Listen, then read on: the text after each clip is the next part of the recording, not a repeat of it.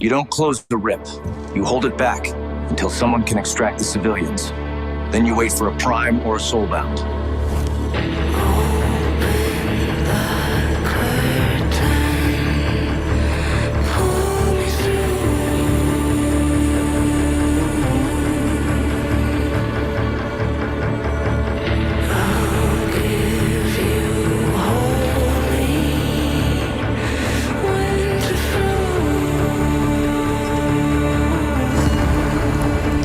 We don't just fight to survive.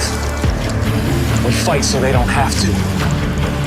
This fight is powered by Say. Strength forged in speed, security, and unity. Drop all your hunger. Kill your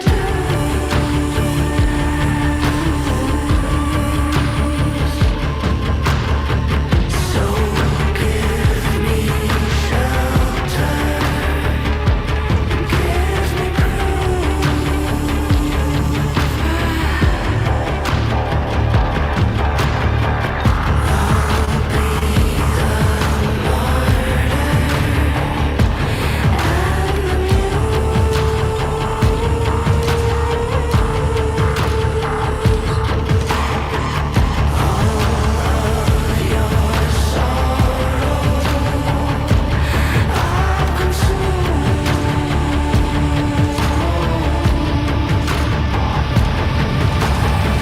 As a young boy, I had this fantasy, this dream, that I could one day become this warrior who had the power to change things in this world, to set right the injustice, to defend the weak, the innocent.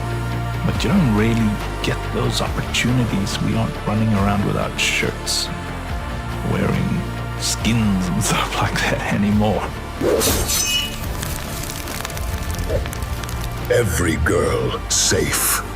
One place where we can become those heroes is in stories and games. And we said, let us put everything we love about gaming into one game. Let us tell a story that we would have loved to be a part of.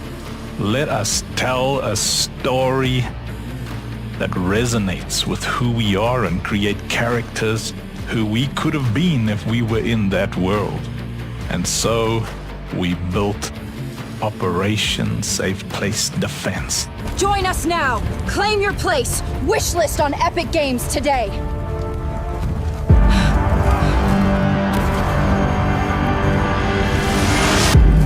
We need you, Commander.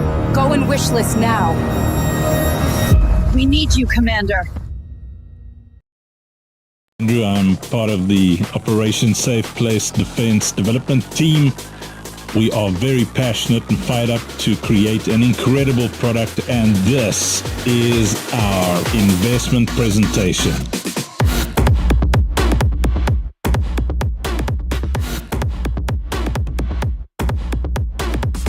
Everything you see here was not done with millions of dollars. It was done with less than $200,000 over 3 years by a team who is committed to show competence to our investors.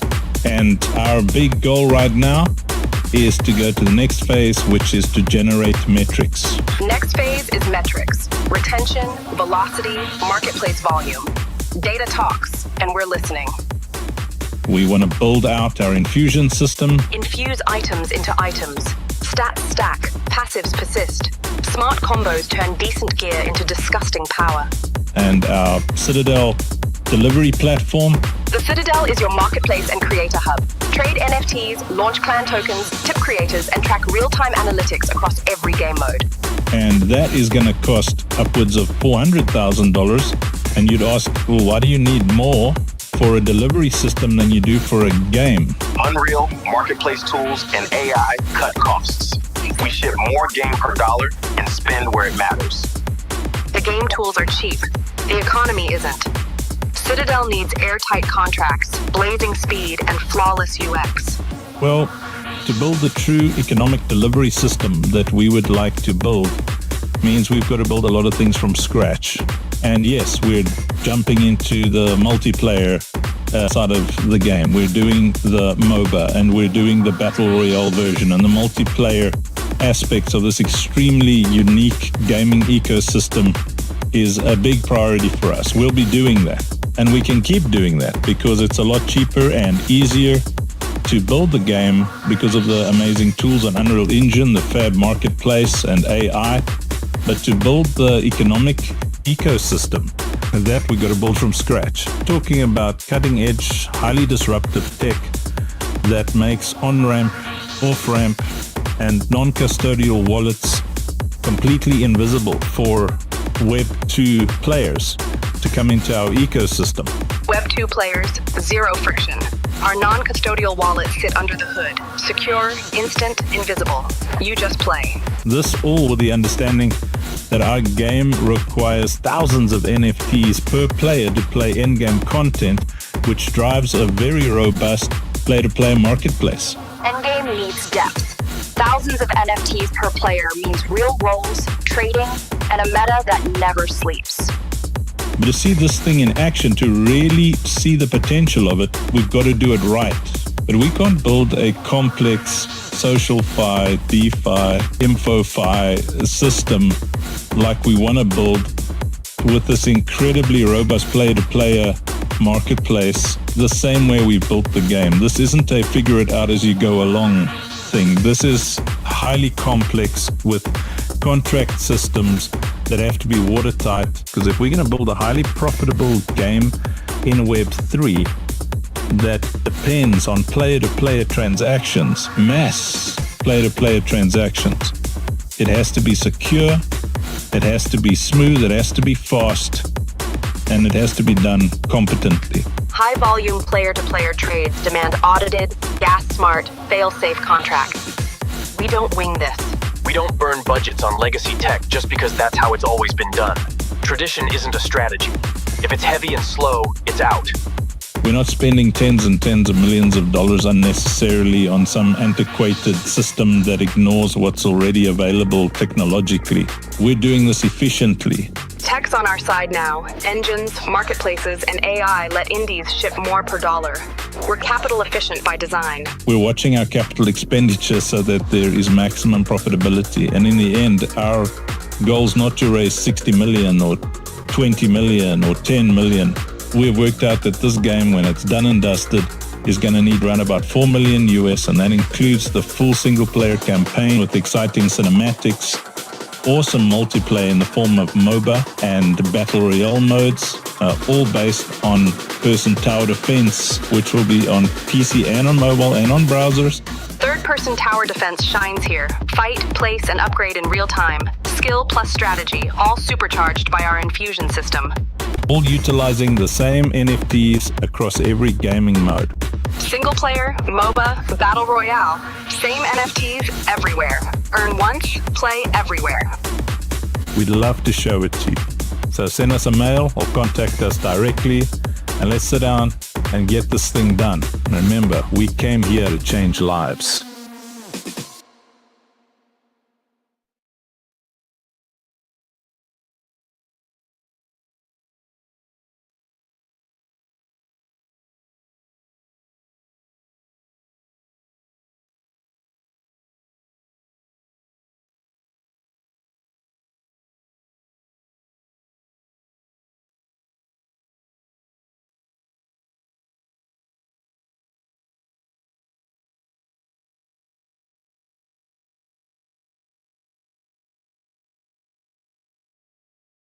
We got your questions for Uncle Funk. Let's hear it for OSP.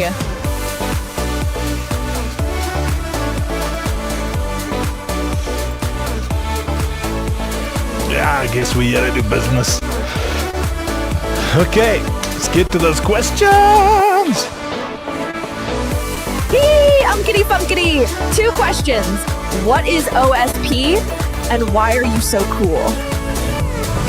Operation Safe Place. It's the name of our real-life NGO and the big inspiration for our game, Operation Safe Place Defense. It's a third-person tower defense shooter adventure game.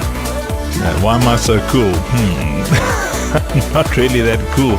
I'm just clever enough to surround myself by very cool people, thus leading other people to think that I'm one of them. Thus, you would think I'm cool. See what I did there? Okay, Funk, what's in it for the community? What's in it for the community? What's in it for the community?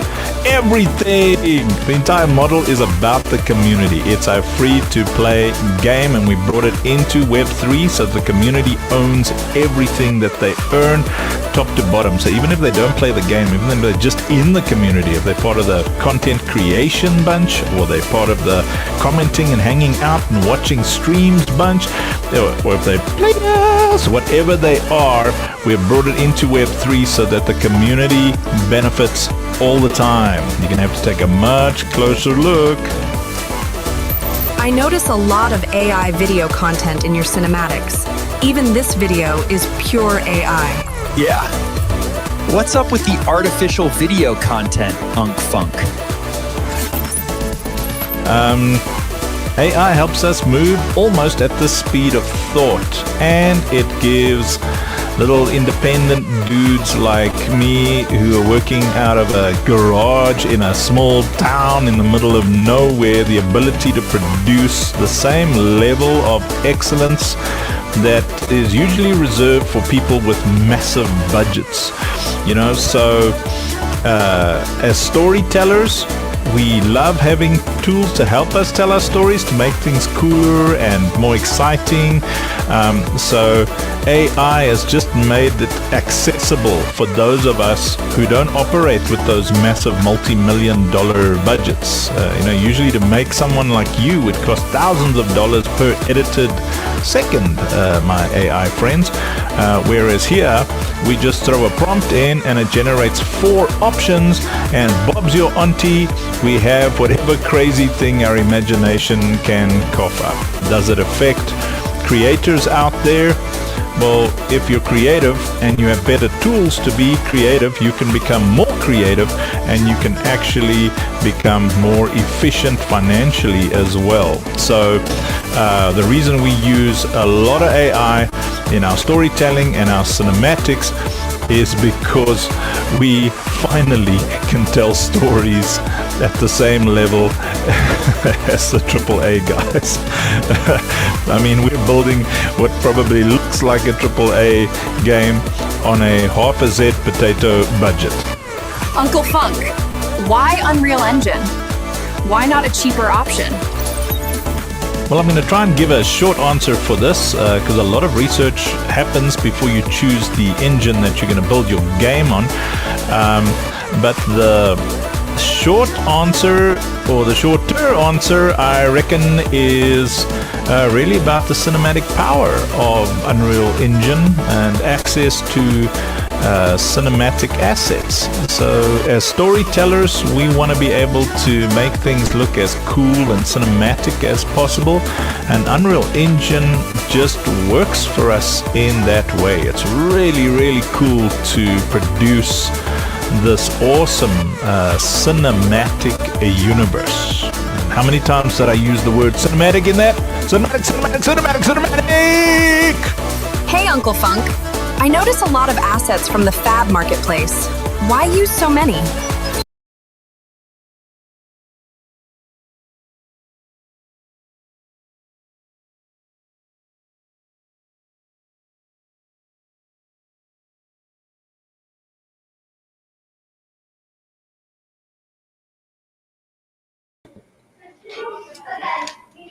Well, that's a very good question.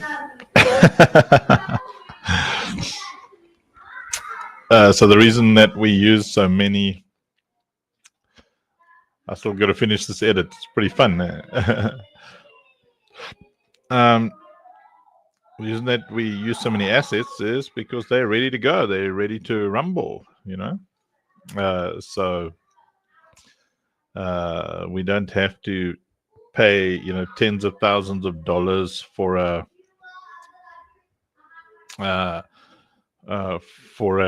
little person to run around in the game. You can pay like $10 or $20, and then that little character's already got working fingers and looks cool, and all of the above. So that's it. So happy Thursday, everybody. I hope you've been having a good Thursday. I went for a nap at 12 o'clock or something this afternoon, and my nap turned into a coma.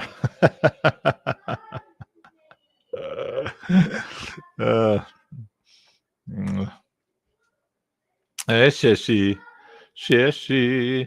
Every time I see Sheshi, I think, we got to do that mobile. We got to do that potato version. We got to get stuck in.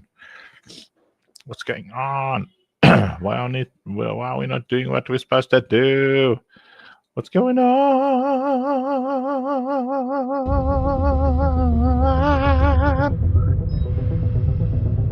Oh, I think I need a cappuccino. All those in favor of a cappuccino say aye. Yep. Super tired, man.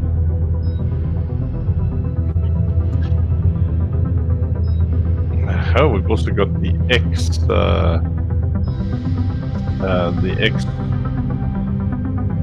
space today.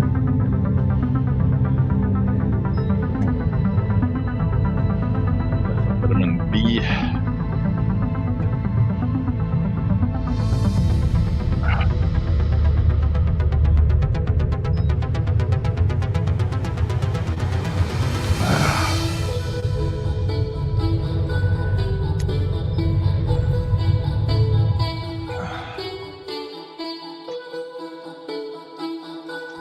So as you're tuning in, make sure you say hello in the comments wherever you are around the world.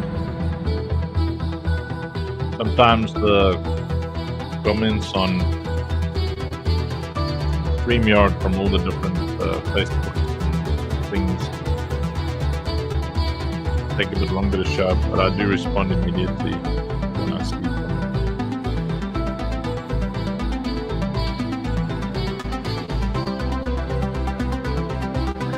What I know is that I need my cappuccino. No.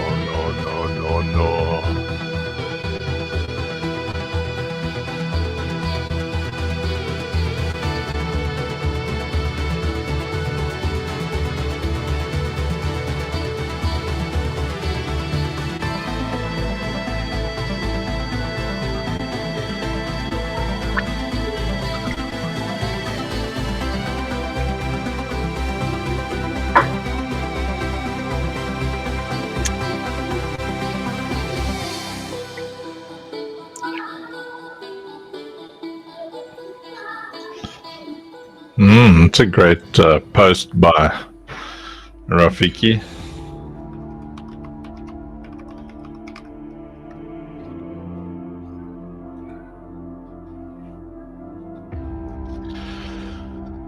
Phew.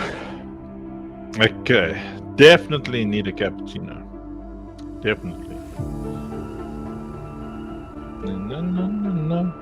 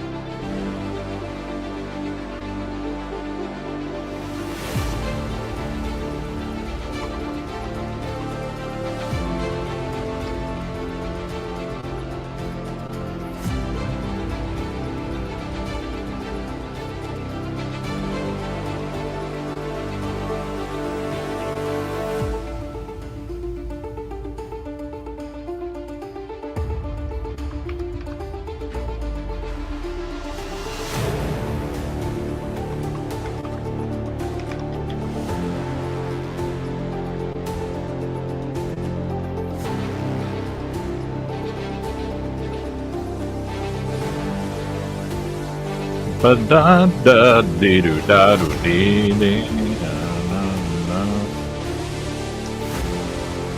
I'm a little distracted today, but I'm here. You know, so if you want to comment and stuff, you can.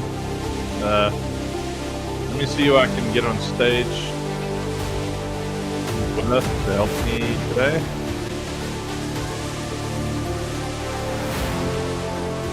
Right, yes.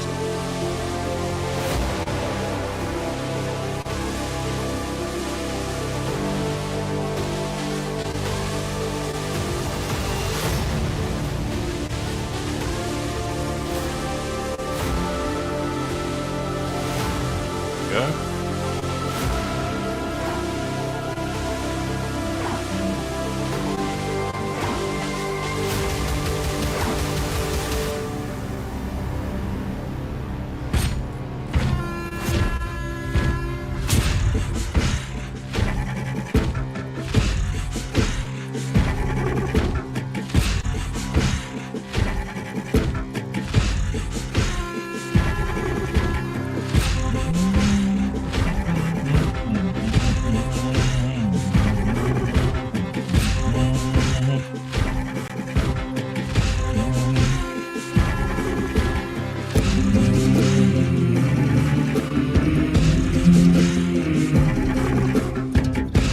Yeah, me too.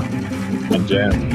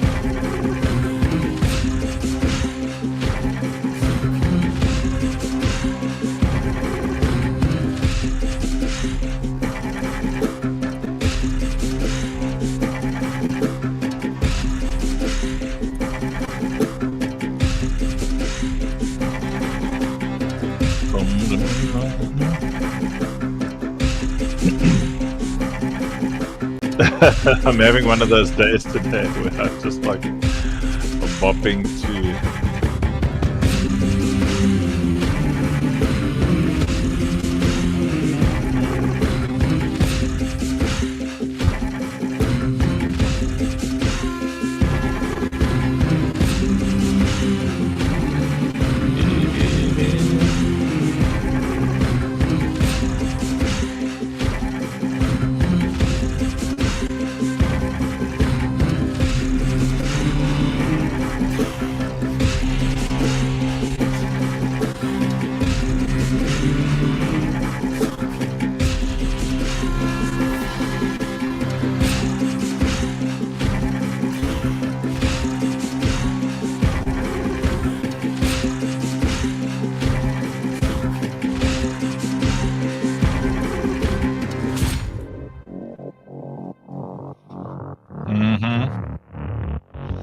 I just want to play Viking music like all day and then just run around with an axe.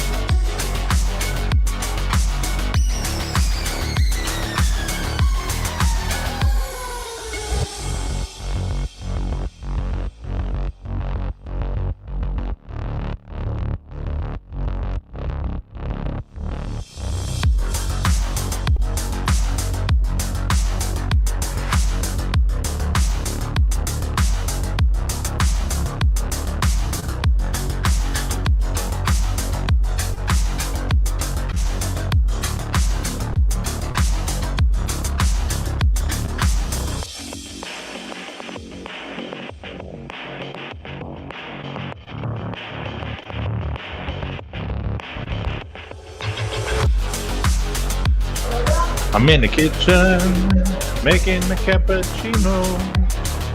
You know, I make my cappuccino. Yeah, I make my cappuccino. 'Cause I'm not awake, but I'm live at the moment making my cappuccino. I'm here in the kitchen and everybody's looking at my empty seat while I make myself a cappuccino.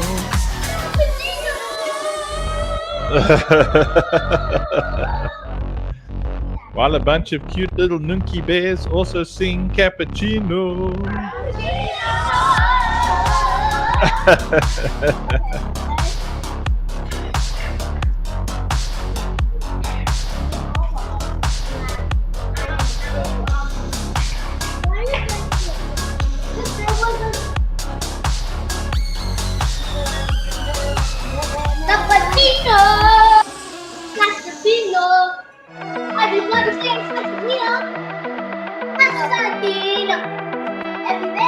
Yes, we're singing the cappuccino.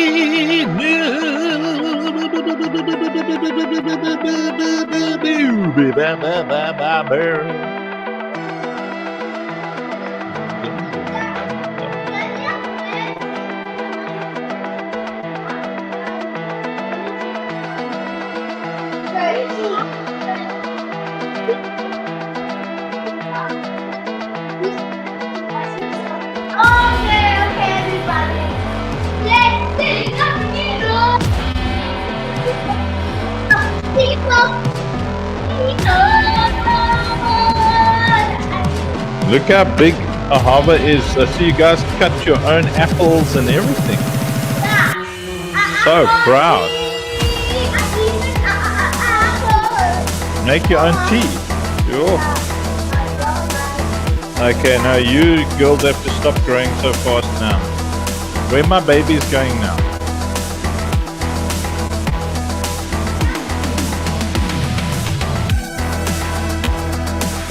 I'm in the kitchen right now making a cappuccino, hanging out with a bunch of cute monkey bears.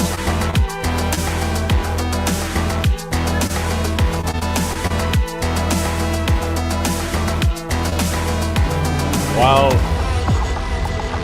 one of the children playing Roblox has got a baby in a bed that she's about to throw off a cliff.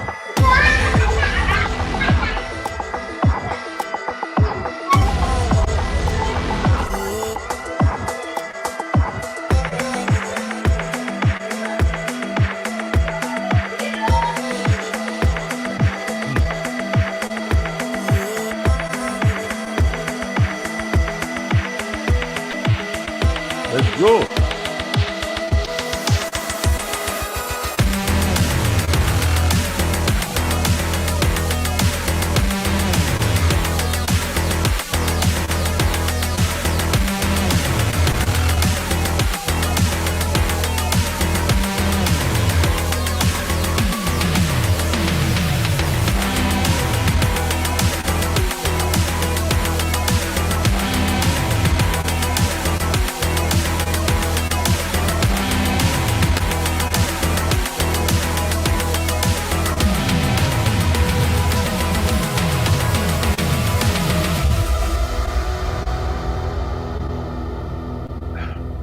Don't you ever wonder about how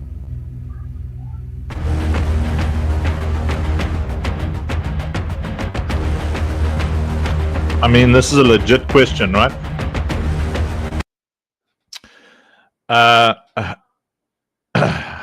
And I wonder about this often. Let me just get this off the stage here. You know, like how like food takes hours and hours and hours to prepare, but then you just eat it. Like I just took how long? Like 3 or 4 minutes, you know, boil the kettle, make myself a cappuccino. And when I drank that thing, I mean, I just drank it now, it's gone. You know, so it's like some kind of complexity in life, man. Huh? There's some weird, I don't know, there's some weird thing in life about how long it takes to prepare something, and then it's just suddenly gone because you ate it. Like a chef prepares this awesome food, has to wash all these pots, wash all the dishes. There's so much stuff that happens there, and then let me close the door. The kids are having fun. They all got friends over. Are you all okay? You can have fun. I'm just closing the door because I'm live, but you can continue making a noise.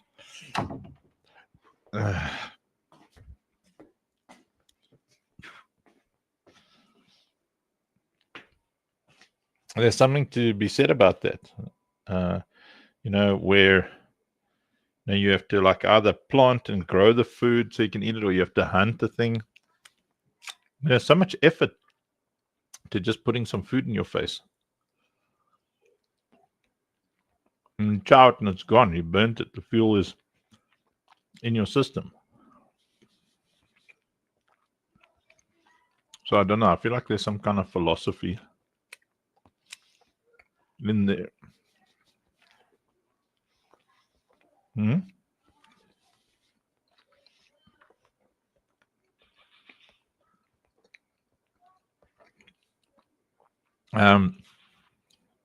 So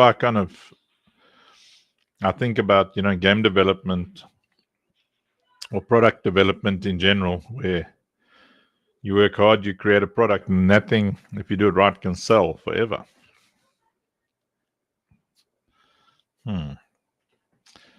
Anyway,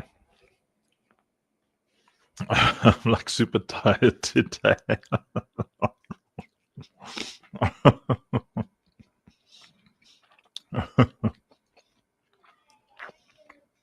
Man, I think everybody's tired. I'm like,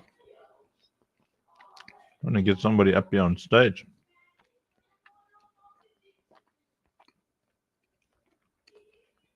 Let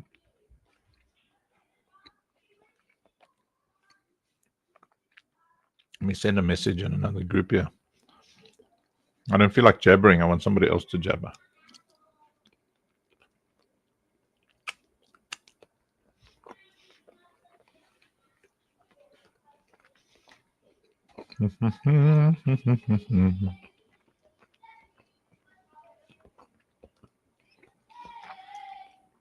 Awesome. Senior choice.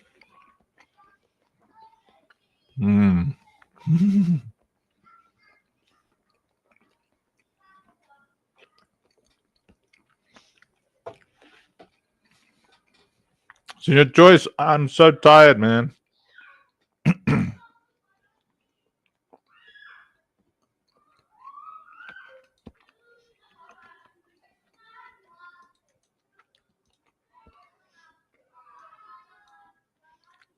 See ya. I need to grab the stage linky.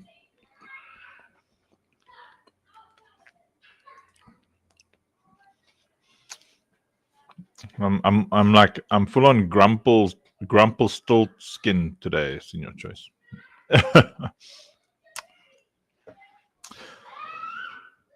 The cappuccino. I drank that cappuccino in under 30 seconds, I'm telling you.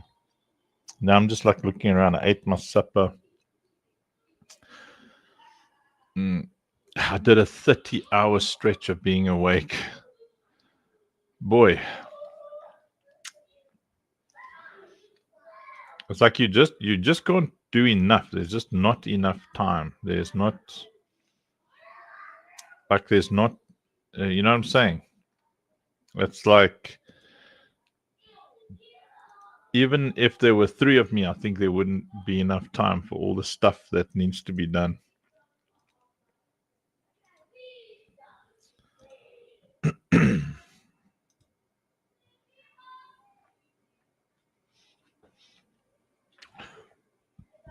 Let me see if there's some other cool video that I can jam up here while I try and find a sweet tea or something and get my energy up.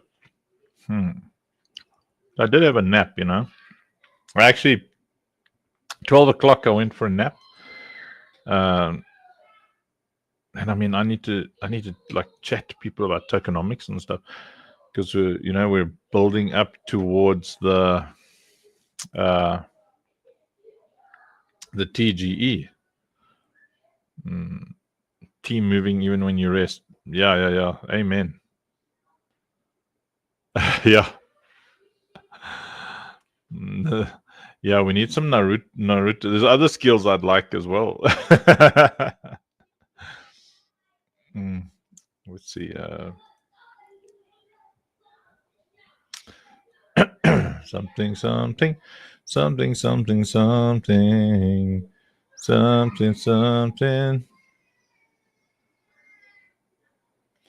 Something about something.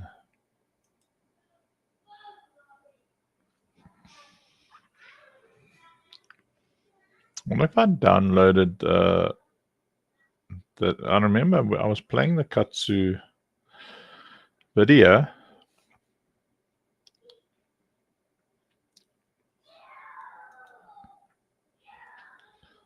What's this? Is this a Katsu video? Let me see.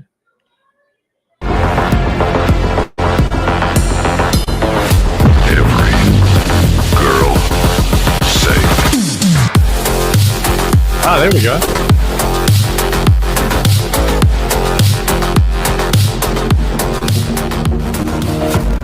Hey everyone, I'm Andrew and I'm the founder of Operation Safe Place Tower Defense, our work in progress tower defense / MOBA / 2D first person shooter hybrid that is a combination of all the things I love about gaming, and I'm sure a lot of you also love about gaming.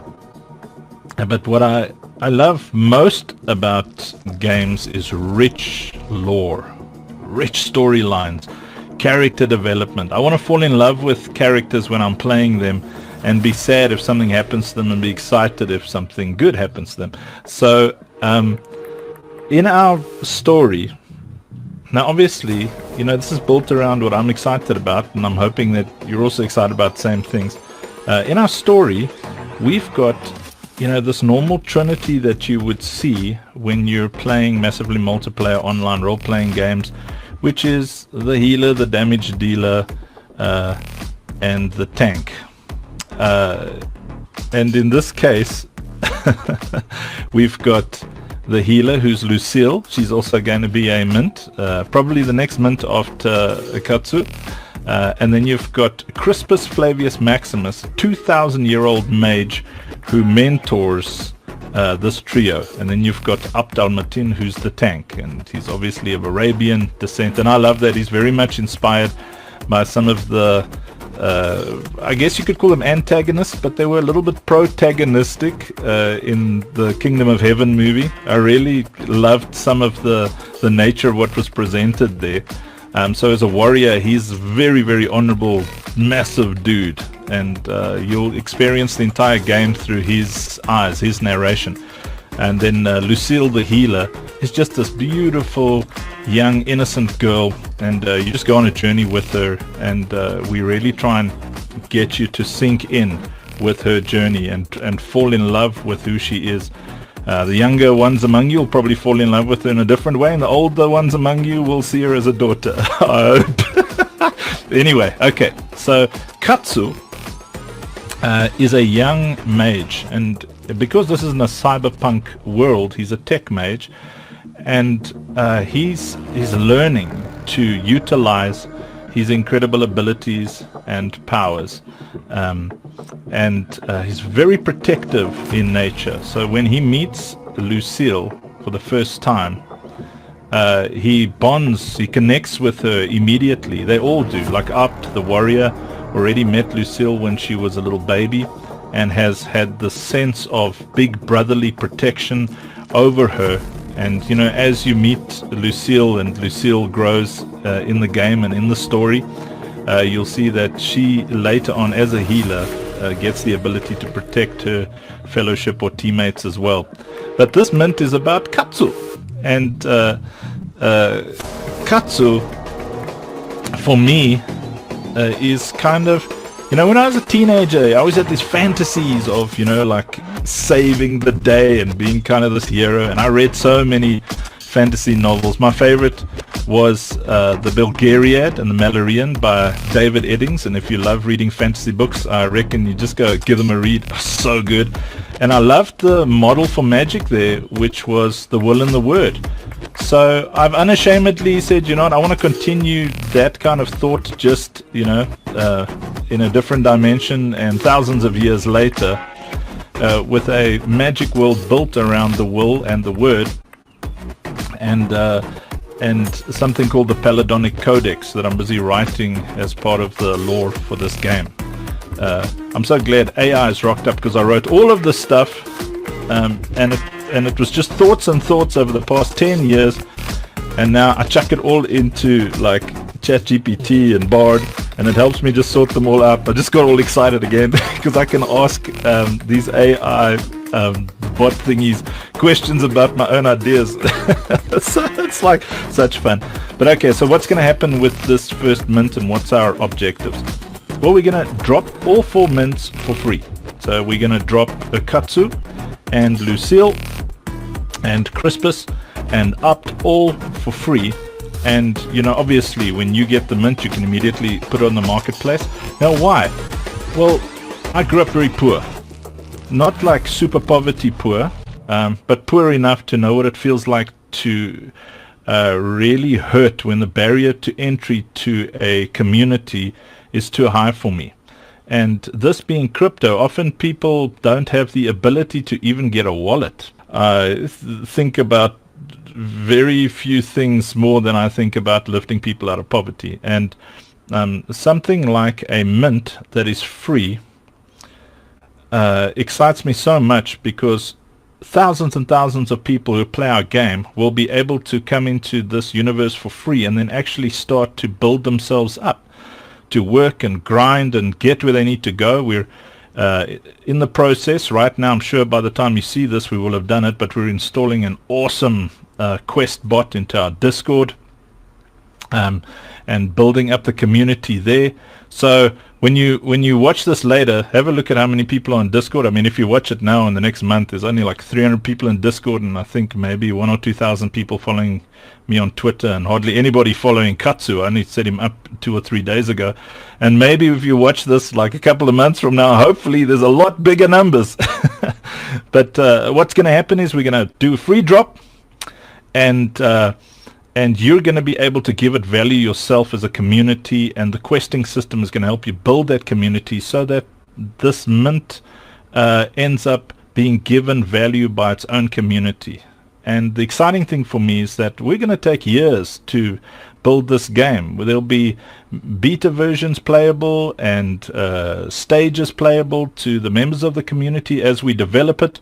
You can watch other videos on my profile about what the game's going to look like and feel like. I'm going to try and be as transparent as I can as we develop it.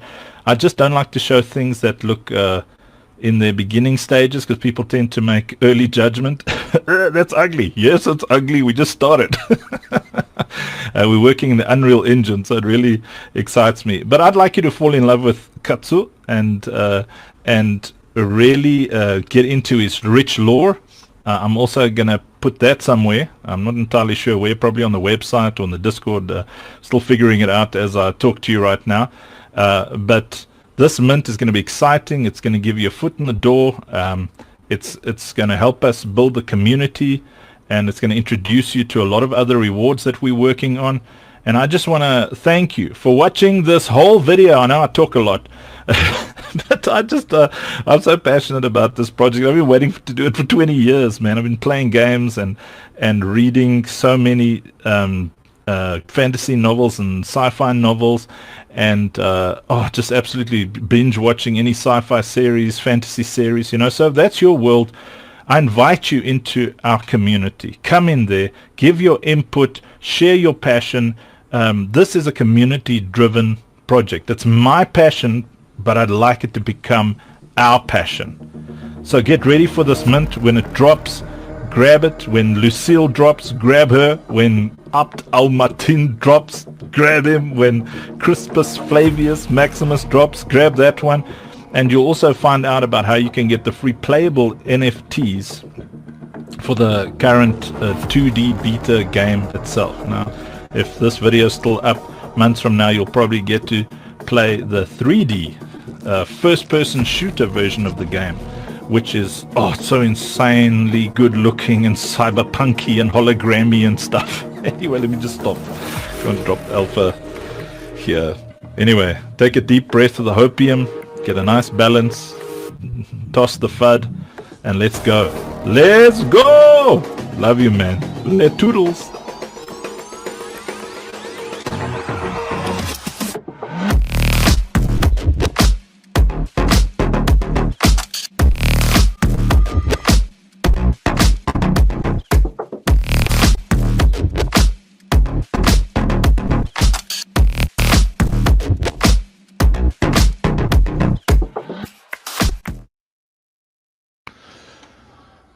It was a bumpty piddly bumpty poo.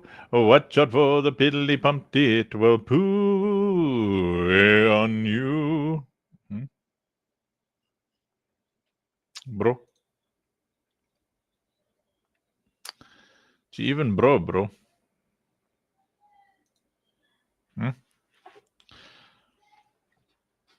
It's 5 minutes to the space. I'm doing well. I'm surviving. I will survive. Ha ha. So we got 45 viewers on Arena Social and around about 32 on X and whatnot. And I know all of you are just sitting there.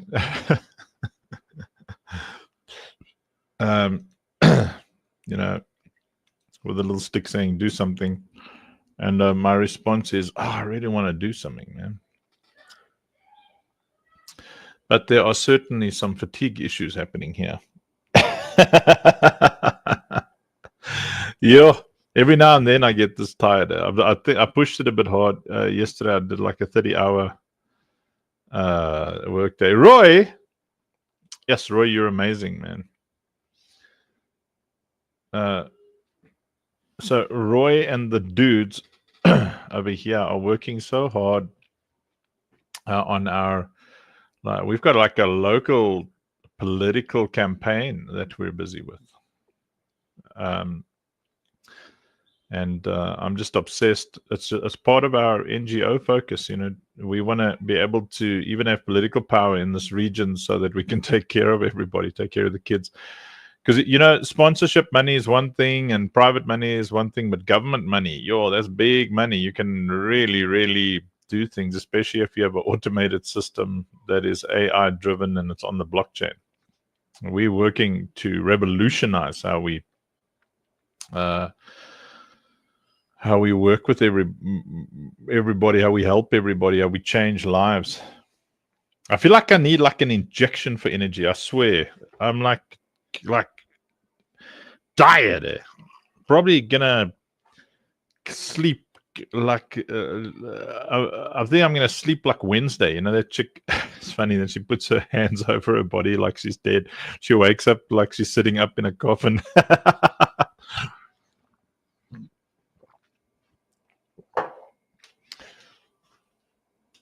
I've got a feeling that's what's gonna happen.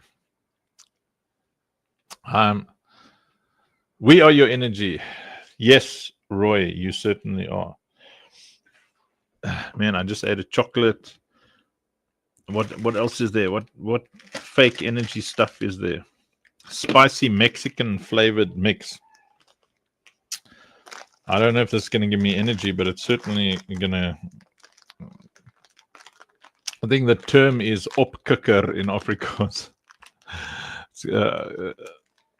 Opkikker makes you perky. Afterburn. Yeah.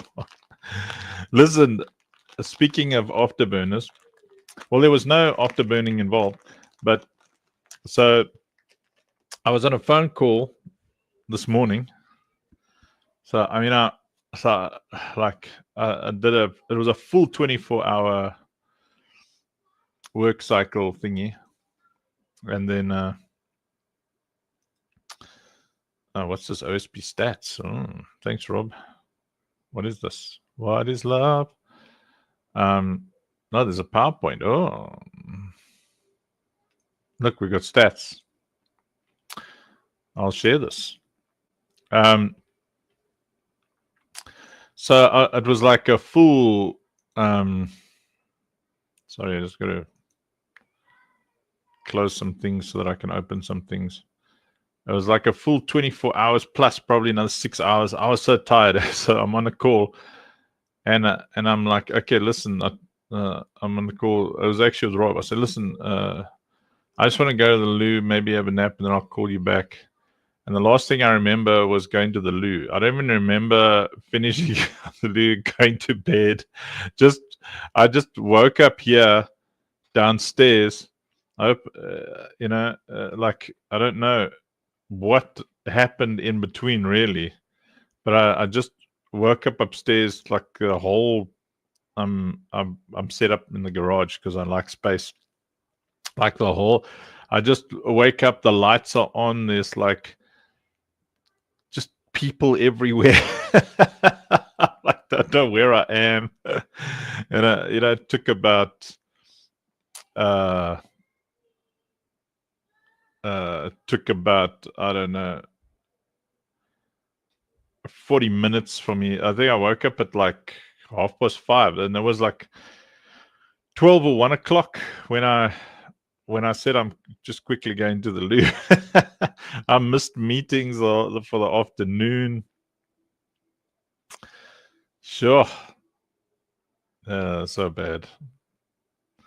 Where on earth is I'm trying to find StreamYard. What? Where's my StreamYard? Yeah, yes. See. Oh, it's time to go live. Okay, let me find this. I can't find StreamYard, John. I hope I didn't close it. Huh? I found it. Found you. Okay, so grabbing the Operation Safe Place account, switching accounts there. At first I was afraid, I was petrified. Then something by my side. And something, so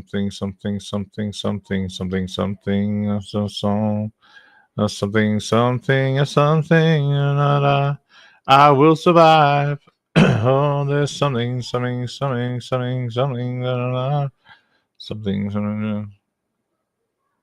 Yeah, your body's telling you to sleep, but not to fall asleep on the loo. Yes. That is the truth there. Okay, so there's X. Right, so I gotta find this in your choice. Here's listen live. Start listening. All right. Okay, so now I'm going to go there, and so sharing is caring. You guys will be able to hear that audio. Audio.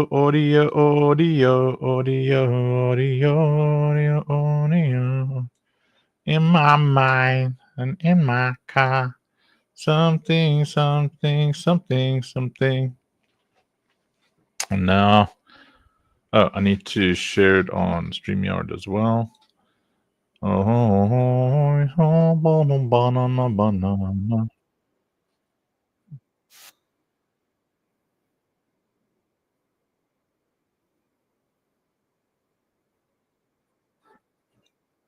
To see some bigger hearts here. Love to see some of our community members as well. let's give a time. On that time, let's click on the purple pill, the little comment box at the bottom, retweet the room, invite your friends, tag people, send questions. We're open mic. If you have the time and you would like to ask questions live to the core members, feel free to request the mic. I'm happy to bring you all up. But yeah, just a couple of minutes while we gather the rest of the speakers, and we're gonna get things rolling.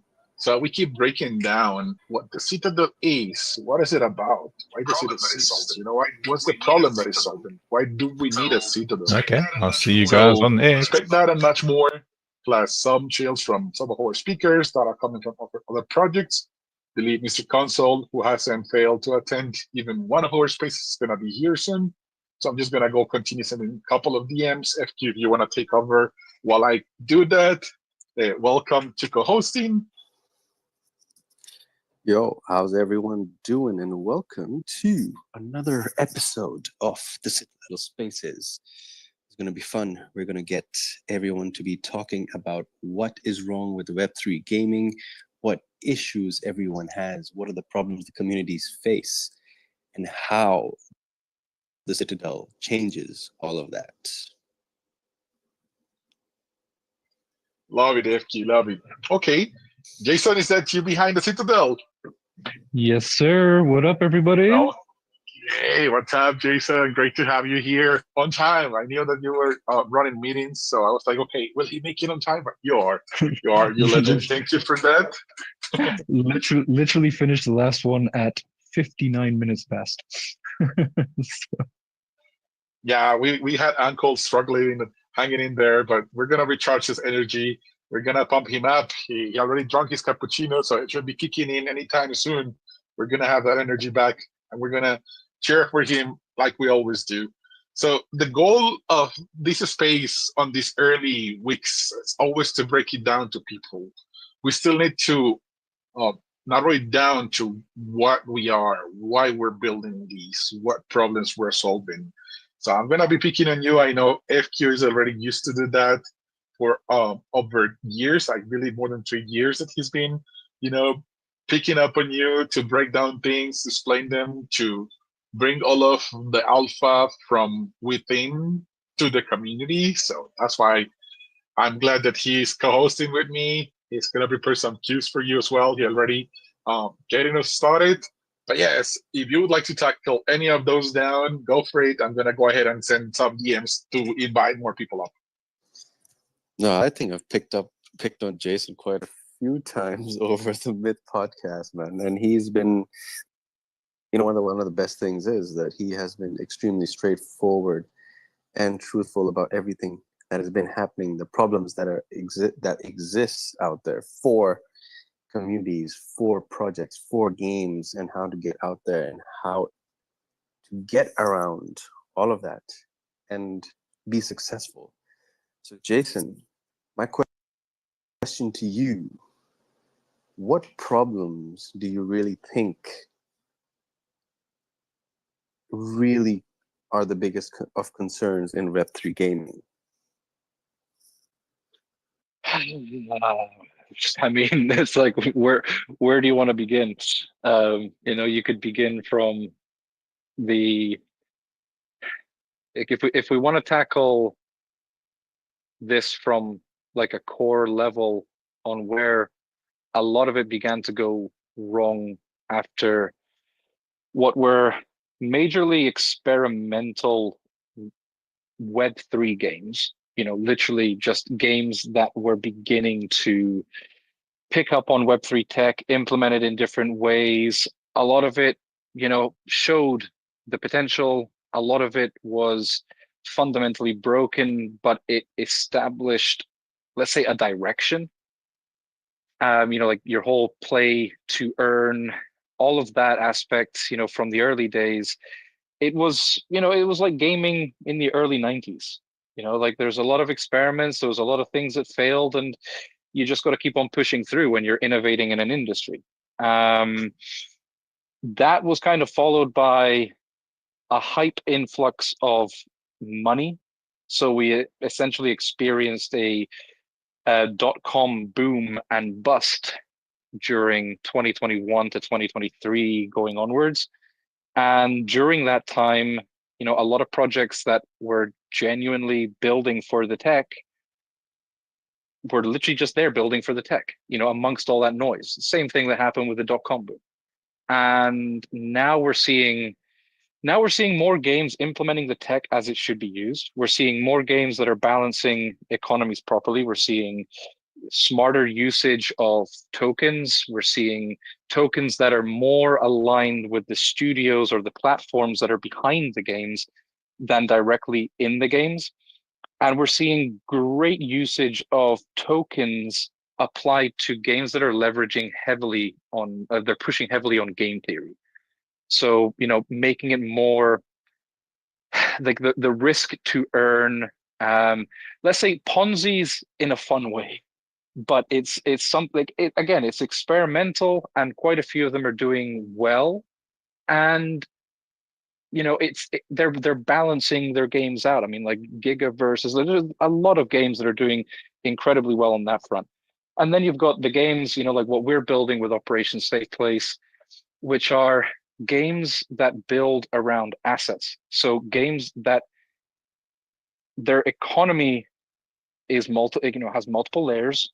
They have in-game currencies, they have premium currencies, they have assets. Assets is NFTs, you've got skins, you've got, in our case, we've got tens of thousands of NFTs already out there because we want an asset-rich ecosystem that the users themselves become the drivers of the economy.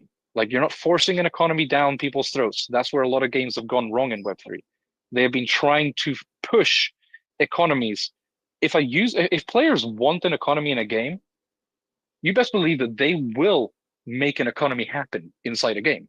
It doesn't matter if that game doesn't have an economy. They will always find a way. We've seen that with countless games, from mobile games to browser games. We've seen it with RuneScape. We've seen it, players will always find a way, but just give them the tools. Like, what we're doing is we're enabling economies. You cannot forcefully create an economy. And I think that's where a lot of them have gone wrong. Distribution is broken.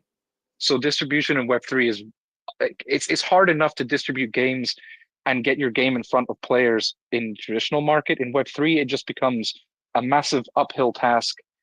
Projects are faced with countless agencies that claim they can do a million things, and they'll just take your money and run. They'll charge you 20 times more than a traditional marketing agency for a game. They'll bring you low quality to just botted users.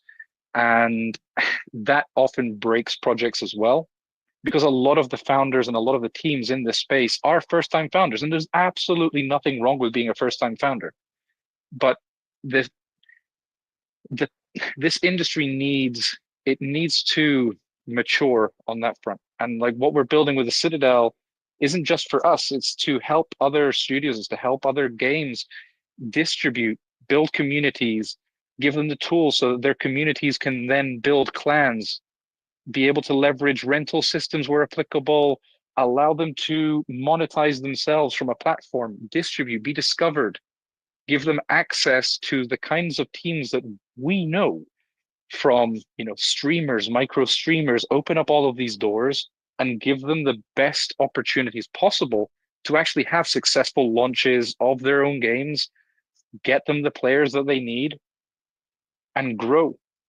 That's, it's not an impossible task. It's just the whole space has been pretty broken apart. It's very tribal. Loving your passion, Jason. You're covering lots of the problems we've seen in the space over the years. But despite of so many problems, and you're just mentioning a few, because security concerns, hacks and wallets getting compromised here and there, especially when there's tech involved and when there's, liquidity involved, is always a concern. What's the reason behind the stubbornness and the never surrendered attitude that I think every member in our team possesses, and that deep belief of our industry having the potential of changing lives? What is that all coming from?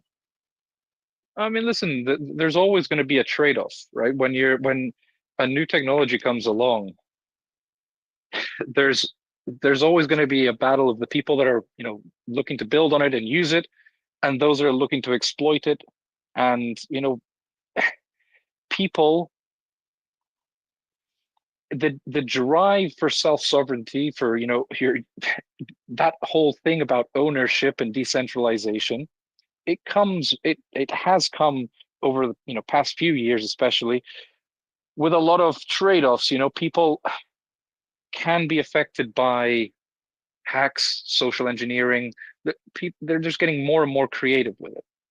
But at the same time, it's something that is worth it to give people the opportunity to be, in the case of finances, in full control of their own finances and what they hold. In the case of the assets from games, in full control and able to trade and able to, earn and grow with a game that they love. It's one of the things that we're going to be implementing in the Citadel is an active AI that is, one, constantly scanning for threats, updates globally as well, so it can actually notify users of, let's say, security breaches or best practices, so that people can keep up to date with best practices for their own security. Like, we believe in people, having control over everything, but also giving them the tools to protect themselves, because there's nothing worse than, it's bad enough if you yourself, get hacked. But if you have a platform and a user on your platform, even if the wallet solutions are non-custodial, you as a founder, you as a project owner, that affects you massively when you see people getting compromised. So, we firmly believe in education and providing people with the tools to actually protect their assets as well as own them. Amazing, Jay. We're getting more people up here. X is doing the thing of rugging us here and there, but we don't surrender. Mr. Console, thank you for hopping up as a co-host. You're a legend. You haven't missed a single episode. You're always bringing the bigger vibes. So I'm always excited having you around. Happy to support you back as well, because you are one of them builders that is being here over the years through it all. So I want to pick up your brain as you introduce yourself, and I want to ask you, aside from the things that Jason's been mentioning so far, what have you seen that is so broken in our space? What do you think that is really not working, and yet people keeps pushing it in the Web3 ecosystem? Yeah, for sure. Sir Choice, my apologies for being late. Yes, I will protect with all my might that I never miss an episode of the Citadel, as well as Play to Change. You are a man on a mission alongside very great minds and colleagues, Uncle Funk being one of them, that I want to support. It doesn't have to be through my dollar. It doesn't have to be through anything other than showing up. And that, I assure you, no matter the weather, I will try my best. If I can't, I'll communicate that beforehand. This is a very interesting discussion. I believe that we have to look at it from a very wide spectrum, right? Sometimes businesses just don't succeed, especially in the startup space. I think the failure rate is somewhere near 97%. So at times it's just the nature of the game. But one thing that I really don't resonate with, and it might be contrary to what my good friend was saying, is trying to assume the motive of the Web3 user. It's really wrong not to consider that these guys are here to earn. Truly. You have to move and build with that really solid assumption. When you think you're giving away running an airdrop or incentivizing users who are here to stay, not understanding that they're here to earn and they'll vanish as soon as that's the only thing you're providing, my friend. Yeah, King Boo Boo, you're throwing out the laughing emoji because they will wipe you dry and clean. They will. So one thing I think from builders is this naivety or lack of experience about dealing with the Web3 user. They keep pushing this narrative that does not serve them, and at the end of the day, they end up really getting burnt by pursuing marketing strategies that do not retain users. Yes, it gets people in, it gets people excited, but that moment the vault runs dry. Hey, hey, I can tell you these guys have no mercy. Mercenaries have no mercy. They are only loyal to the gold. So that's one thing that I would say people still do, especially on the supply side, and they just need to stop to. They need to start treating people as people and building communities the right way, which you guys are doing here extremely well.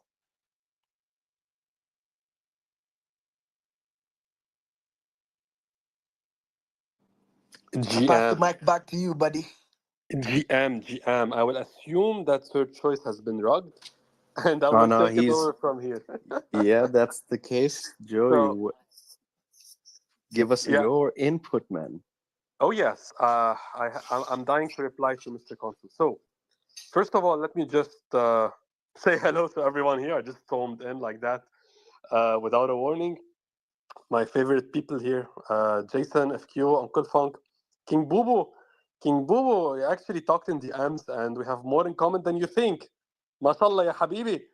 And Mr. Consul, man, I told Mr. Consul that he's one of my favorite hosts on X, and I still hold that statement upright. So, Sir Choice, you have some competition here, some serious competition.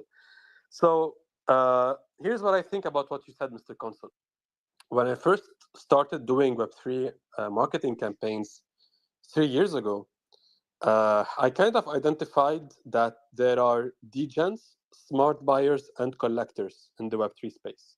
The degens will milk you dry, literally. They will try and see how they can get every single dollar outside of your pockets and put it in their own.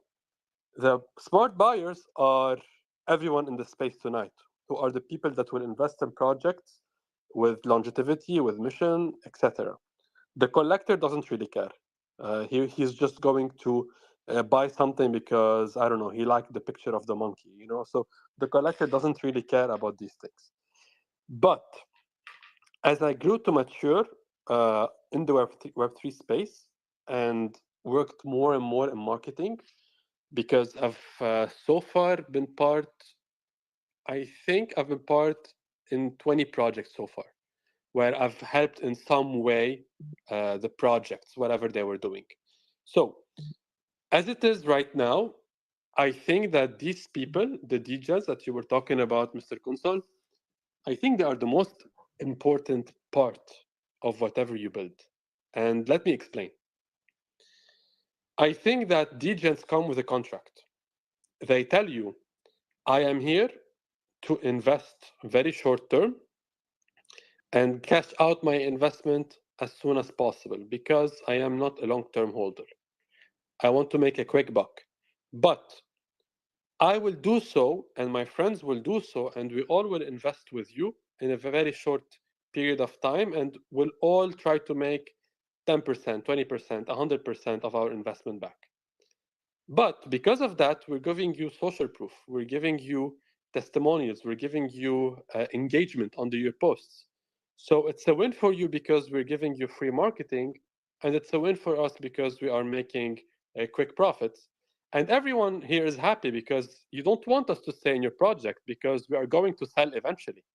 So really, I think that if you run a campaign where you account for these people in a smart way, these are your biggest assets. So for example, with Citadel, 2% of the token allocation is going to be airdropped.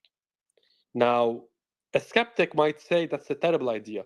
Why would you want to give tokens away like that? Most of these people are going to sell the tokens. So here comes the interesting part. What are the requirements to receive those tokens? And if you watch my old Habibi video, you will see that if you have some of our assets, where you have Lucille packs, Lucille NFTs, Funkies, Funkat, Doxukis, anything that we've launched, it means that you've already invested in whatever we were doing. And because of that, you deserve a reward. That creates a loop where people are going to invest, get rewarded, invest back again, get rewarded, invest back again. This way, you accommodate for the degens, you run a marketing campaign, you airdrop your tokens, and you make sure that they are in the right hands. So I think there's a play around, Mr. Console. It may be more complicated than it seems, but if done right, this is a massive weapon. And if done wrong, it's going to drain the project dry. Loving the takes, yeah, Habibi. You're on point with that, and you are a man that has experience in it. About Mr. Console and this guy being a competition, he is not competition. He is what I look up to. The vibes he brings are just next level. So he is someone that I look up to and learn from in the space. It's a brother, it's a bigger brother in terms of co-hosting, and I'm so glad and thankful to have him here. We have more people over. King Boo Boo, it's one of those guys that's got the power and he's got a busy phone ringing with calls, bringing investments. So I'm going to let him introduce himself and tell us what he thinks are the biggest problems in the space. So then we can move on to how the Citadel might fix them. GM, or good evening, or good night to all you beautiful gamers. Man, shout out to you guys. First of all, I see the hustle in the background. I see you working in the background. So shout out to you guys. If you're not getting flowers, I just got to give you flowers because I see it, man. Even the live streams, I've been on it. And you guys are on. Sometimes I'm like, damn, I can't keep up sometimes with everything that's happening in Web3. So shout out to everyone here. Hope you're having a blessed day. And hey, I have a lot of questions coming to the Citadel, but one of the things is checked it out. I love the quality in it. I love finally like Web3 can show like, hey, in gaming as a gamer, quality first, right? Me coming from Saudi Arabia, the Middle East, I just want to know a few questions about the project. How can I connect? Because sometimes we have issue connecting to some things. I don't know if you're familiar with that, but yeah, I just want to know how can I get in the game? What currencies can I spend? Can I transfer swipe currencies? Some questions here and there. Mashallah, Habibi, mashallah. You came to the right place. So for Habib Elbi. Habib Elbi. So for context, King Bubu, I was explaining yesterday to one of the investors in Operation Safe Place and Citadel. He was very confused. He came from the Web2 world and had zero idea what Say is, what AVAX is, like how does any of this work. And really, sometimes can get very tricky. So for example, if you have a Coinbase wallet and you want to transfer Say to your Rabbi wallet, you cannot. And it's just by having someone inside that can help you out, that can show you the shortcuts, that makes it much easier. And I gladly have adopted this role and have taken this responsibility. So if you want to ask anything from a technical perspective on how you can move funds from here and there, how to qualify to whatever, how to connect your wallet, how to see your assets inside the game, I'm the guy for that. Just shoot me a DM and we'll sort it out over a call. بالعربي خيي بالعربي. Habibi, I appreciate it, man, because the issues sometimes here with like swiping and all that stuff. But I appreciate it. Definitely gonna DM you, and yeah, man, I can't wait, bro. And I appreciate you guys for all the work you've been doing here, and you deserve your flowers.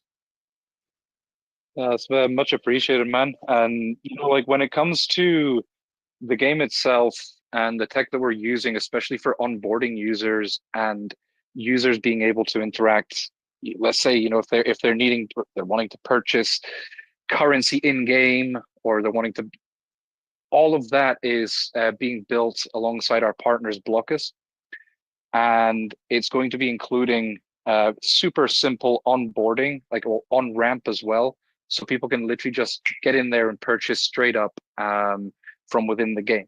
Like at the end of the day, we have to make games feel like games. We can't make them feel, like you need a PhD in engineering to get involved. And the whole experience, from users being in game to users being on the platform and interacting on the platform, all of that, we just want it to feel normal. People don't have to be worrying about, okay, so how do I create a wallet? Nah, the moment you sign up to Citadel, you immediately get a data staking wallet that is automatically generated for you, and boom, away you go. You link up a wallet. If you don't have a wallet, you can get it to create a wallet for you in your profile. Bam! All of a sudden, your assets, your wallet, all of that is there. You don't have to be a Does Web3 user. You don't does even any have to be a wallet Web3. does any wallet sorry to interrupt you, does any wallet connect to it, or there's a few wallets? Um, there's the usual amount of wallets. So for example, But MetaMask Phantom and Trust Wallet, all those are good. yes, Let's go. Yeah, let's go. all. Now, there's no point in deviating from the standards. Like, we're not developing, our own wallet solution. We're developing the solutions that link everything together and enabling that. It's like we are not in the business of building wallets, and we don't want to, move away from that which is established in the industry. Hey man, Yo, why really, try to reinvent the wheel? Just yeah, use the tools that are already out there. I agree with you 100%. And I really want to know the team behind it, the developers, because man, the graphics are beautiful. I've been watching the videos and checking stuff out. Me as a gamer, I was like, wow, excited. I was like, wow, beautiful, like great job. Web 2, it's beautiful, if you put it in Web 2. But for Web 3, unfortunately, with the misrepresentation of gamings for the last few years, sometimes that false hope or quality doesn't stand up to par. But man, I've been seeing what you guys are building and following. I'm gonna try to support as much as I can. So yeah, I can't wait to see what you guys are cooking. Well, we're blessed here with the presence of the visionary Uncle Funk. Unmute yourself, my man. I'm really chewing curry peanuts. Yeah, I knew you. That's Yeah. definitely a guy behind the project, 100%. Well, So yeah, go for it. You wanted to say something?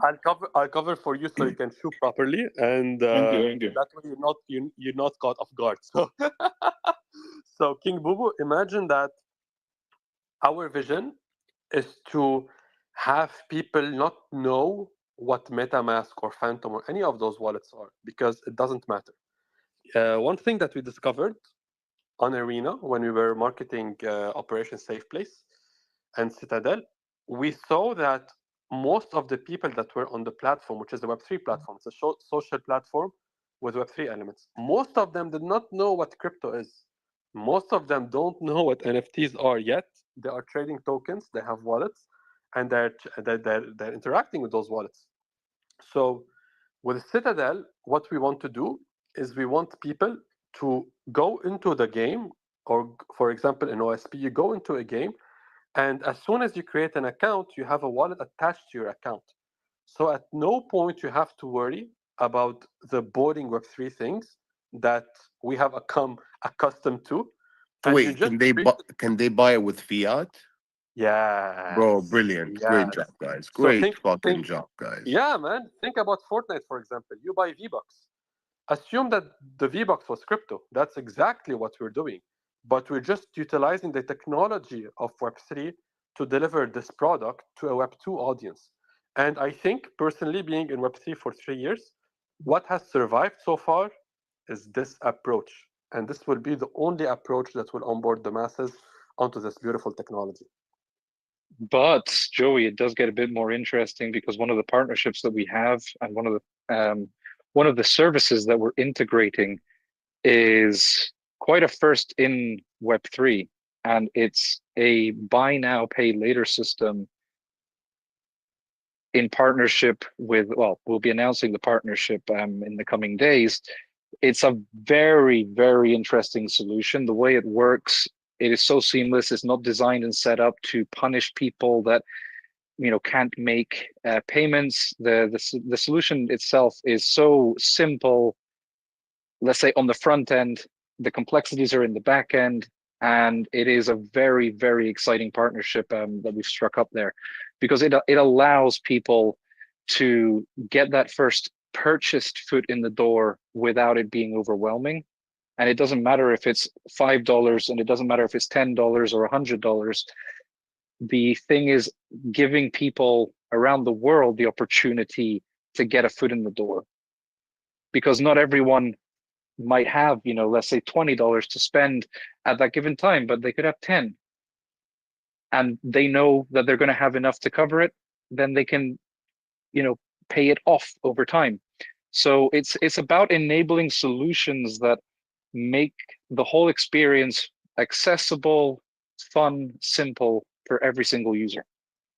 You're dropping alpha here, Jason. And I think the nice thing about Web3 technology is that you may put it in order for $10 and pay the 10 later, but that $10 you just paid might turn into $30 in a day, where you'd already cover what you would have to spend eventually. And that's really the beautiful thing about Web3. And I'm committed to teaching everyone who comes on board on how these things work and why we love the space so much. Yeah, man. Another one of the things is why you should always be in spaces, because you always going to find something new that's always coming up, especially through Jason, Joey, and Uncle Funk, always dropping them alphas. Boy, not just spaces. Every day we live, we live on Blooming Discord. But listen, I'm revved up now. So far, this space has been very clip worthy. I'm very proud of everybody. It's nice to have. Is it Boo Boo? King Boo Boo. I've got my wrong glasses on. I'm trying to see. I just see Bub. King Bub. But I heard someone say Hey, Boo Boo. Boo Boo. Hey, Boo Boo. Is that a picnic basket I see? Boo Boo. Boo Boo Boo Boo. Okay. Right. So, as is my custom, when under spectacular financial pressure, I show the project. I'm one of those people. If you squeeze me really hard, you get very, very nice things to drink. So I'm about to shill our project hard now. So I hope you are all ready for like a 10-minute shill, because I'm going to tell you why this project is so incredible. Okay. You're about to enter the funk zone. Yeah, no, I'm about to go hard. So first off, if you want to judge, let's use the term that was given to me just now, visionary. Thank you, Jason. Yeah. Which I give myself as well, because I'm terrible at details, but I'm a very good sprinter. I'm a great leader, but not a very great man. So for a team to be great, you rarely judge it by the visionary. You can say that the idea is great, but what makes that idea spectacular is the actual team. So to have people like Jason and Rob, who I consider really my equals, and Joey as well, who I consider my my CE bros, but to have them respond to my ideas and my requests with the veracity that they do, with the passion that they do. Well, I think we all do that for each other, but I do recognize the gift of recognition. And to have, and I'm sharing this because I want to give them flowers at this level.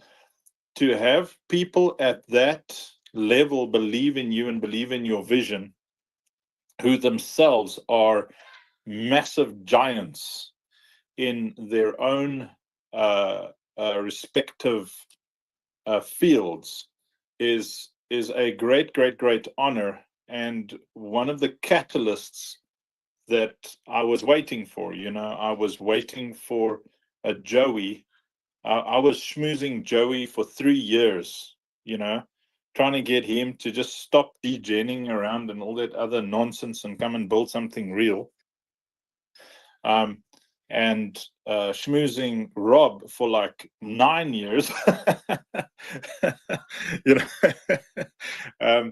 because Rob is the best CEO I've ever seen in action in my life. I'm 51 years old. I've built many, many things, and you need a great CEO. A great CEO is not petty. You know, I cannot stand pettiness. Pettiness, for me, destroys projects. It destroys people. What you want is clarity, focus.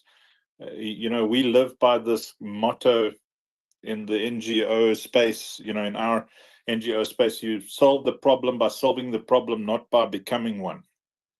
You know, and often there's people who just come to you, they just whine, like, you know, they exacerbate every damn thing that's a problem, just whining about it, and it makes me so angry, because you're not solving anything. And the blessing of having guys like, you know, having someone like Rob.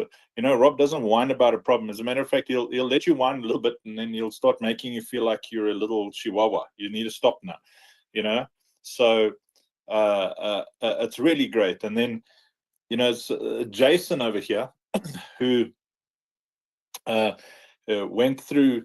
Look, no one's got a monopoly on hardship. You know, if you come and whine to me about your hardship, you know, I'm quickly going to tell you, listen, you know, I've spent most of my life as a minister listening to people whine and complain as if they have a monopoly on hardship. You're like the only one whose mom is in hospital, or you're the only one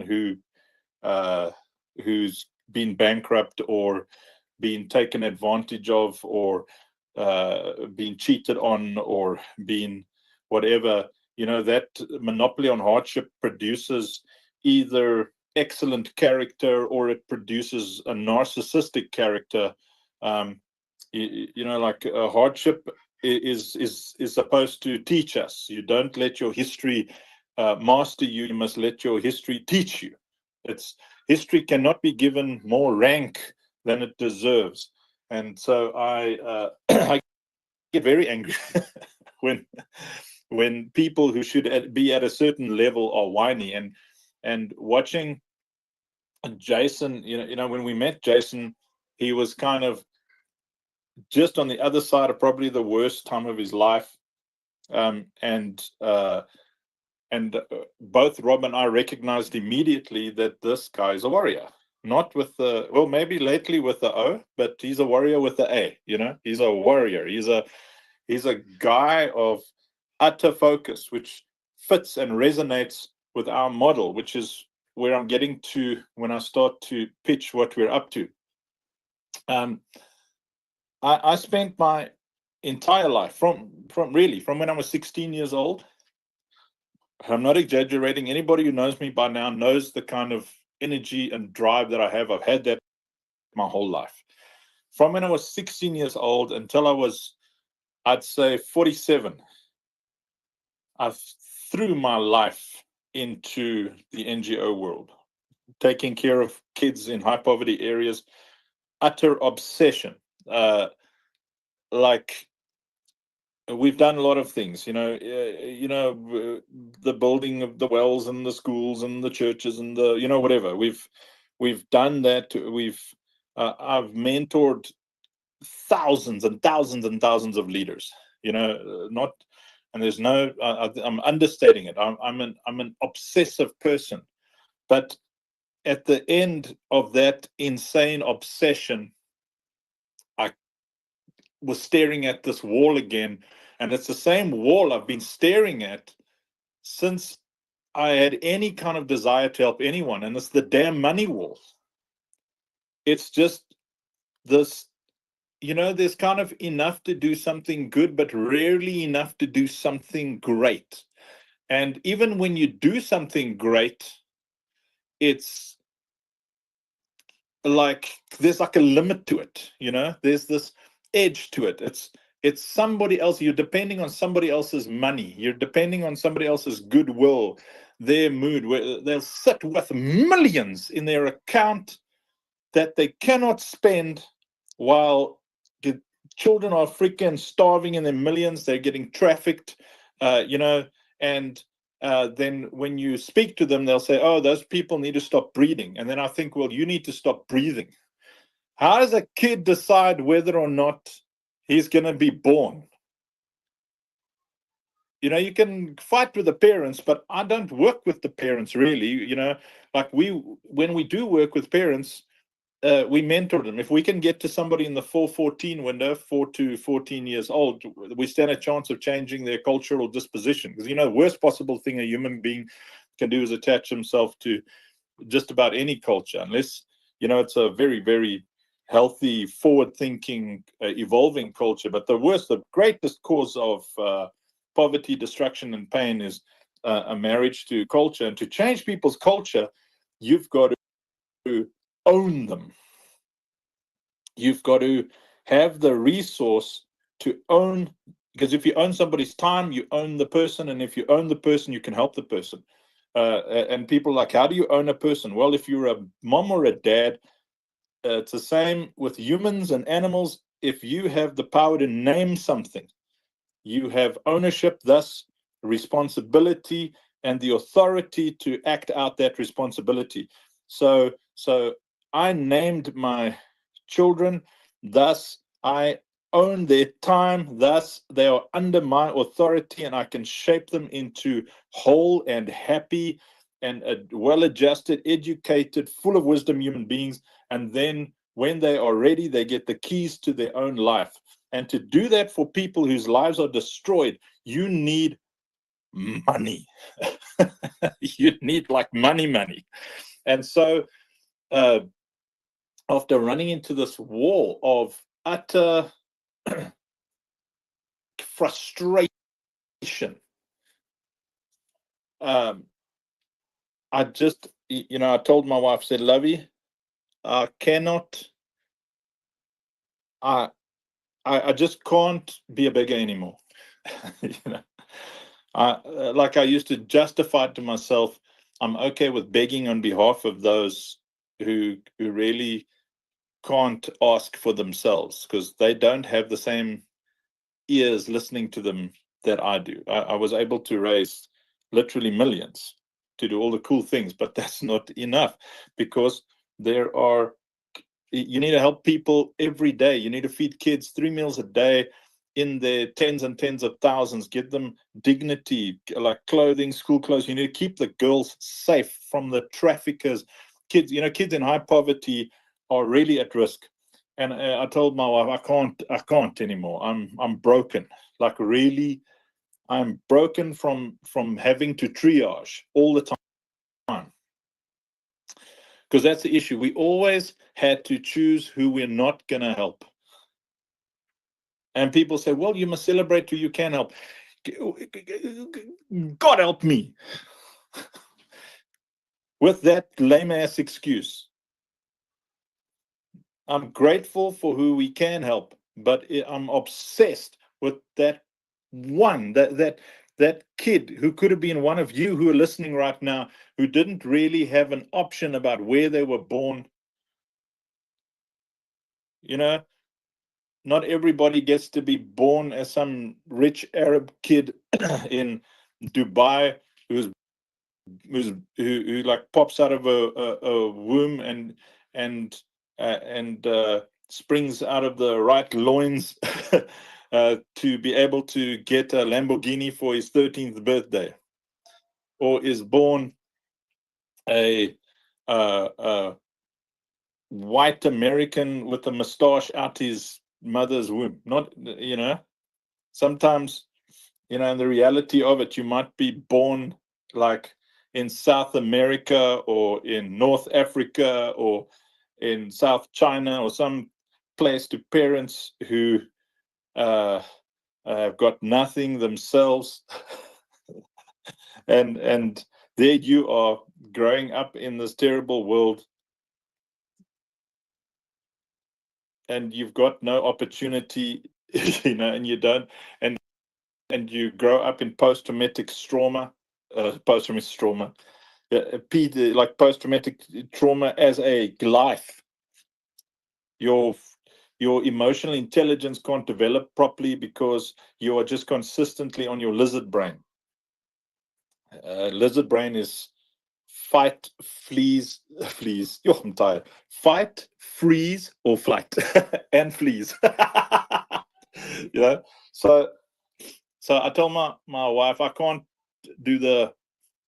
just can't do the triage thing anymore. I cannot. I just standing here. You know, I'm not a cryy man, but I get so angry that I am crying, but there's no tears. You know, like I hate poverty, and more than poverty itself, I hate the effect of it on children who they didn't make any financial mistakes. They didn't make any bad decisions. They haven't even had a chance yet.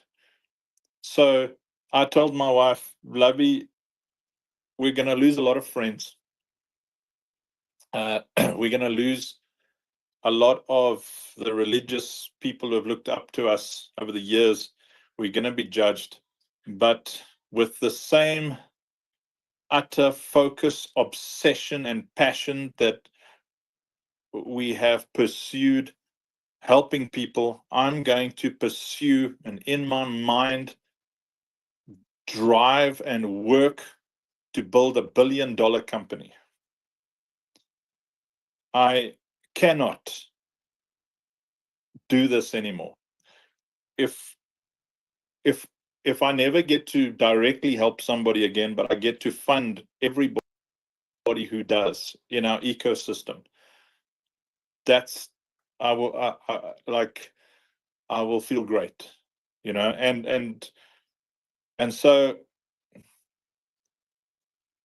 like I sat down and very seriously said, how are we going to do this? And anybody who knows how money works, money is a reward for solving problems. You know, that's at its essence what it is. If you solve a problem for somebody, they reward you.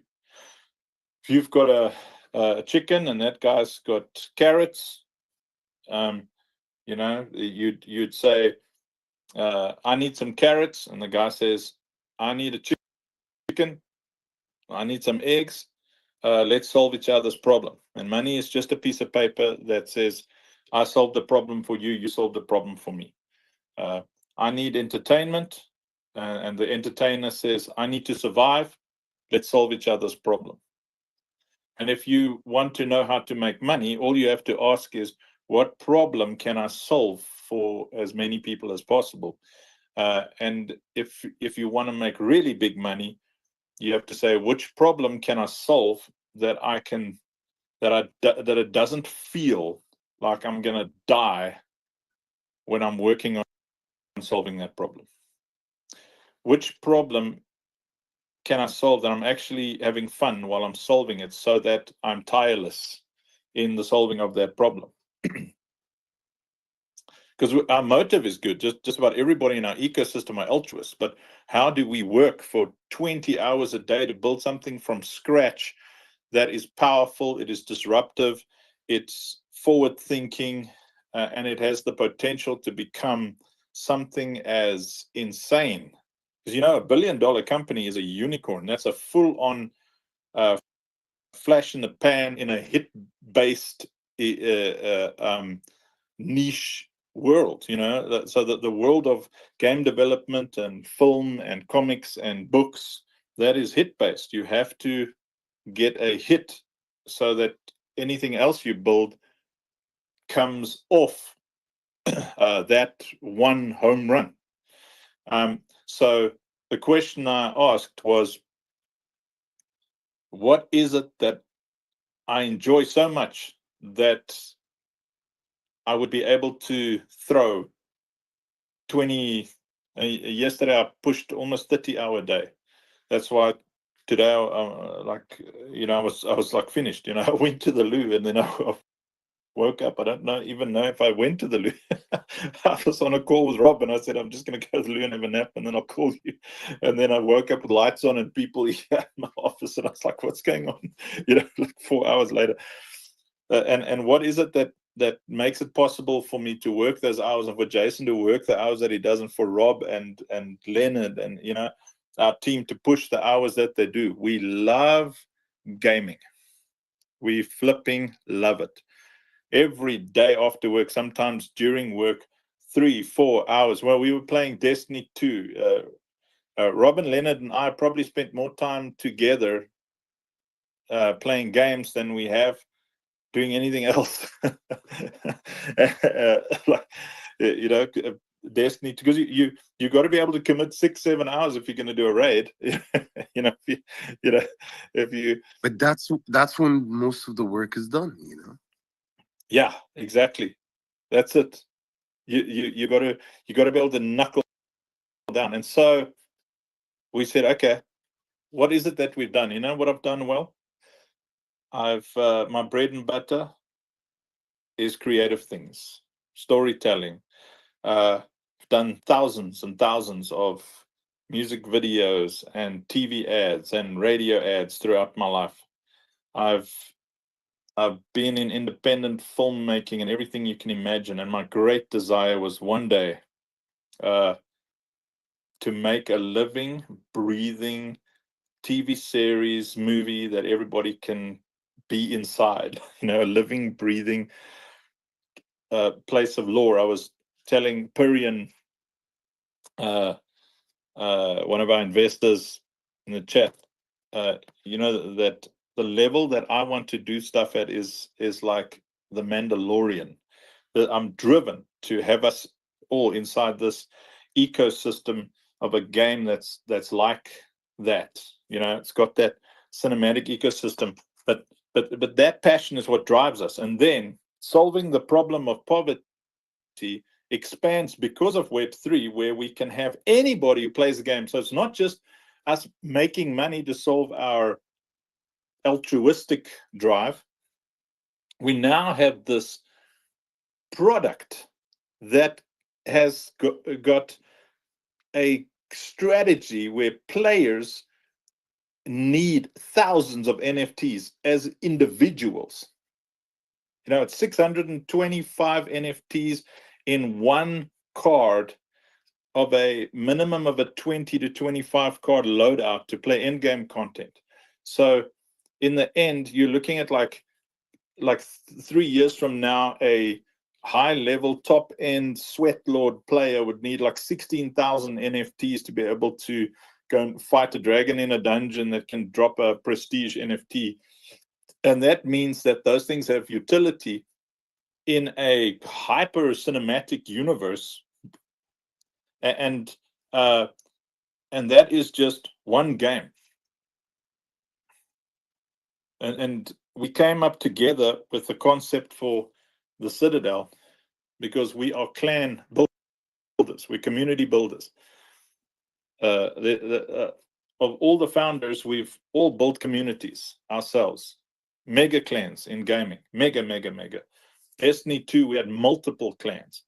A Counter-Strike, multiple. I mean, at one point with Counter-Strike, I couldn't go onto any Counter-Strike server for South Africa without seeing our own tag. We had like more than 1,000 Counter-Strikers in one clan. So our ability to build community is really there, and that's just me. Rob's built communities, Jason's built communities, Joey's built communities.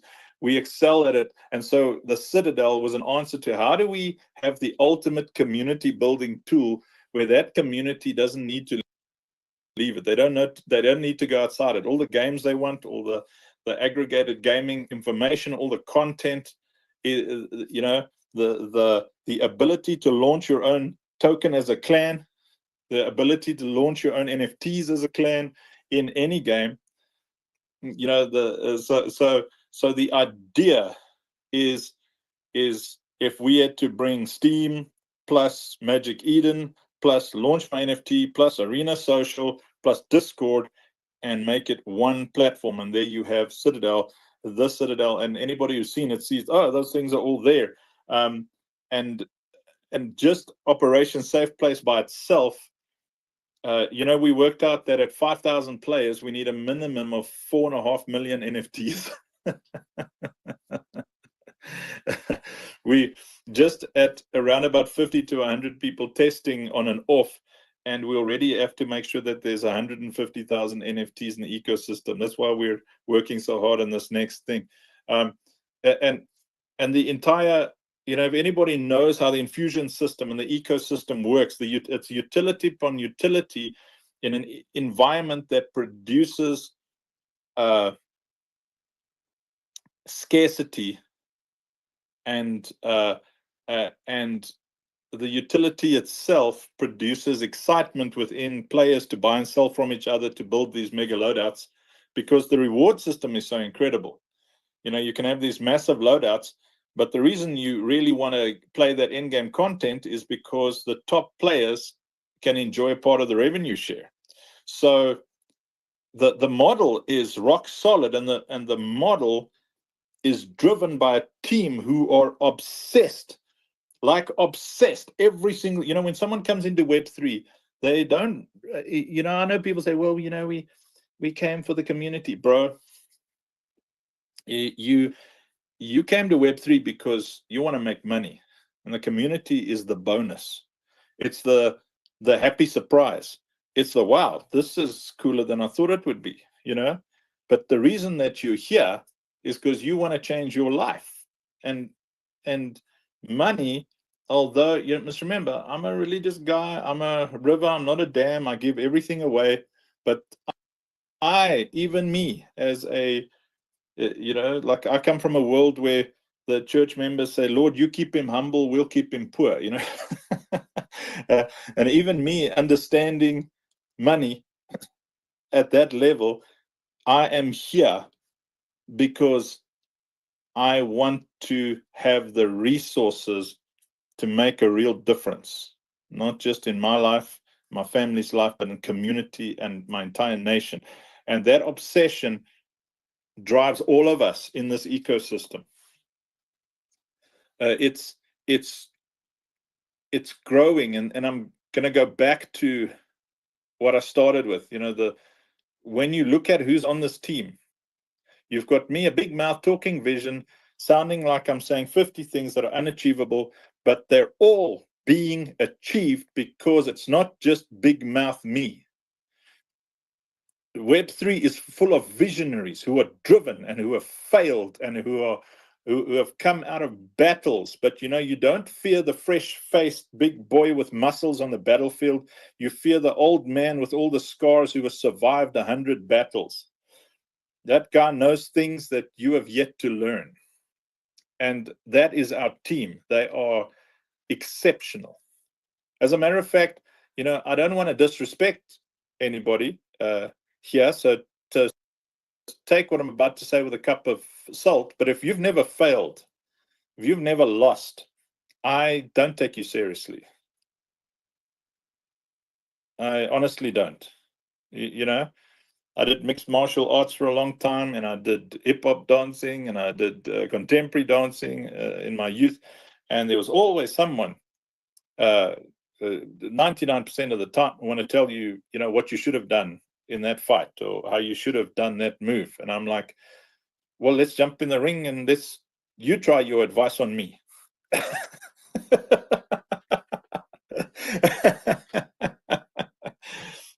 Like a veteran is going to tell you, that was great, man. You survived.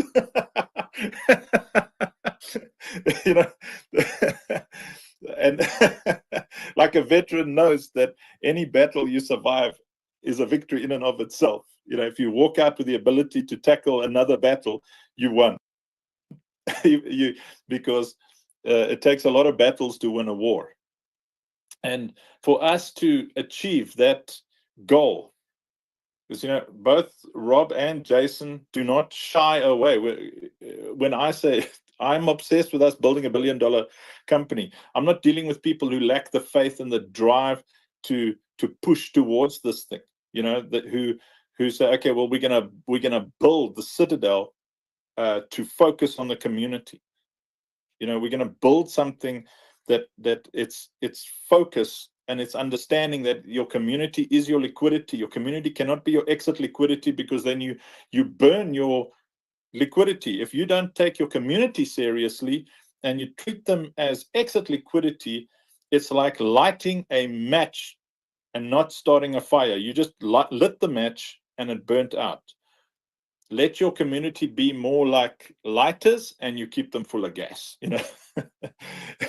and that they will light fire after fire after fire after fire. You just keep topping them up. I'm going to just end my soliloquy here because I know it's been 20 minutes and we're at the top of the hour. But yesterday, I tend to fight with a lot of people who ask me typical fiat questions. Someone was asking me about the Citadel profit model. And I said, the Citadel profit model does not exist. We don't care about net profit because net profit is fake. Net profit is something that you can manufacture. You can fudge the books to make that thing look any way you want so that it can sustain a pyramid scheme. Remember, anything that has one or two people at the top profiting off the labor and slavery of everybody at the bottom is a pyramid. So literally any ecosystem where you've got one guy earning 10,000 people's salaries worth of salary himself, when everybody else or a large amount of those people, at least 20% of them are doing actually all of the work, and die paupers, and their children die like are born and die paupers as well. That's a pyramid. Now, I'm not saying it's good or evil. I'm just saying that it's a pyramid. And that's the fiat system because it focuses on net profit. Our system says, you know what? Let's build something on direct marketplace revenues that bring investors and partners and people in who come in at sweat equity in exchange for real skills, and they are real and true beneficiaries of building a community, which is really only possible in Web3 at a international scale. And to build something like this requires a revelation. And this is my big sales pitch. It requires a revelation that if you enrich your community, if you are obsessed with not you becoming a millionaire, because that is inevitable, ma'am and sir, if your community is full of millionaires. If you want to build $1 billion company, become obsessed with creating 1,000 millionaires. Become utterly driven and focused on answering the questions, how does my ecosystem, our ecosystem, how does this dream, this vision, how does it create 10,000 people with $100,000? How does it make that possible? And obviously, as gamers, we know that if you give real monetary value to everything in an inventory, where someone in World of Warcraft could just offer you $1 for something that they don't want to go and farm, you have just revolutionized the world economy, because everything becomes sweat equity. And if anybody can even pick up remotely what I'm putting down right now and get this revelation, it will blow your mind and cause you to think on a whole different level. Instead of focusing on how do I make money from this business, and this is a question that every single person in our community has to ask, it's how do I contribute to this vision? How do I contribute to this community in such a way that the person next to me makes $100,000? Because if the person on your left makes 100,000 and the person on your right makes 100,000, then you're in a community that has liquidity, and it is inevitable that you will have 100,000. This is how an asset-driven economy works. It is utterly focused on the community.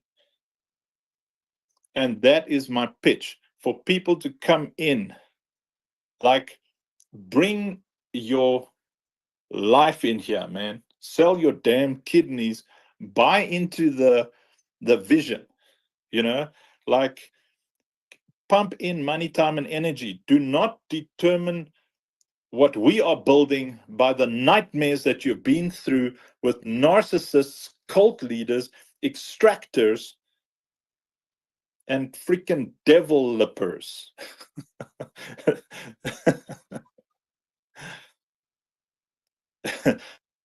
Determine your commitment by your level of faith in who you see running with us. Look at those people and ask that question. Just ask the question, am I willing to fail next to that person? Because if you're willing to fail next to that person and try again until you achieve your goals, you will prosper with that person. Can I get an amen? Amen. And there's something that I wanted to add on top of this, apart from obviously, you know, our drive here is to build the community, to build awareness around everything that we're doing.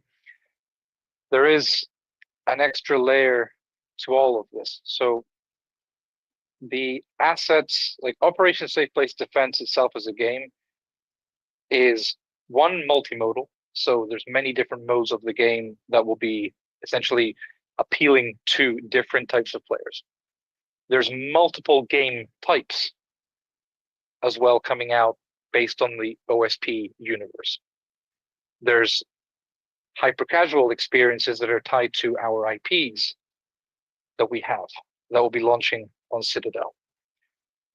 So there's a whole array of games and content that is interconnected, where the utility of assets goes beyond one single simple game, and there's nothing simple about OSP as a game.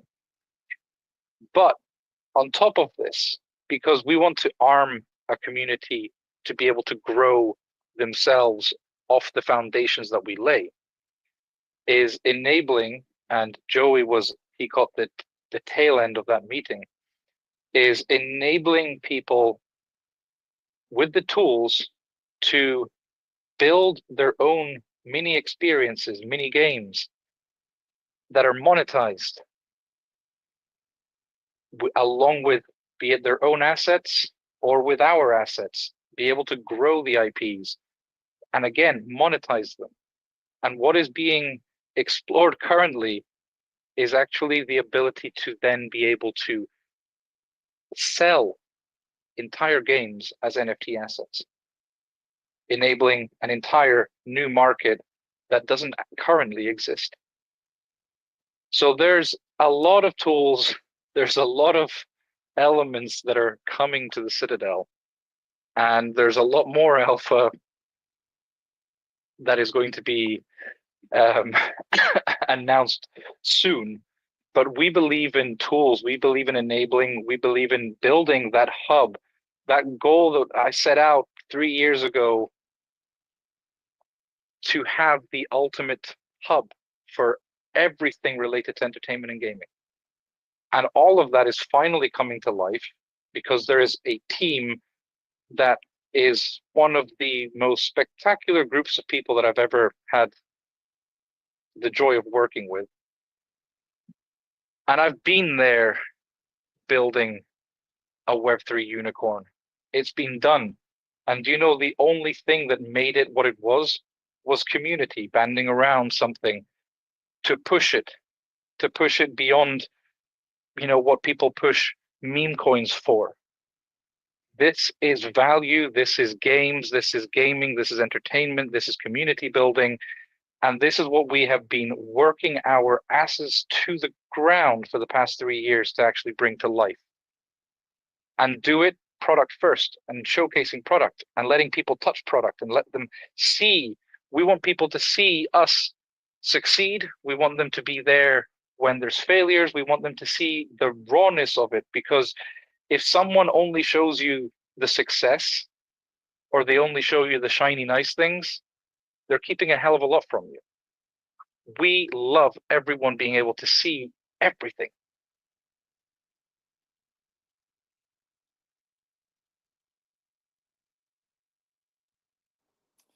I think let me do a CTA and then hand it back to Senior Choice. That was beautiful, Jay. You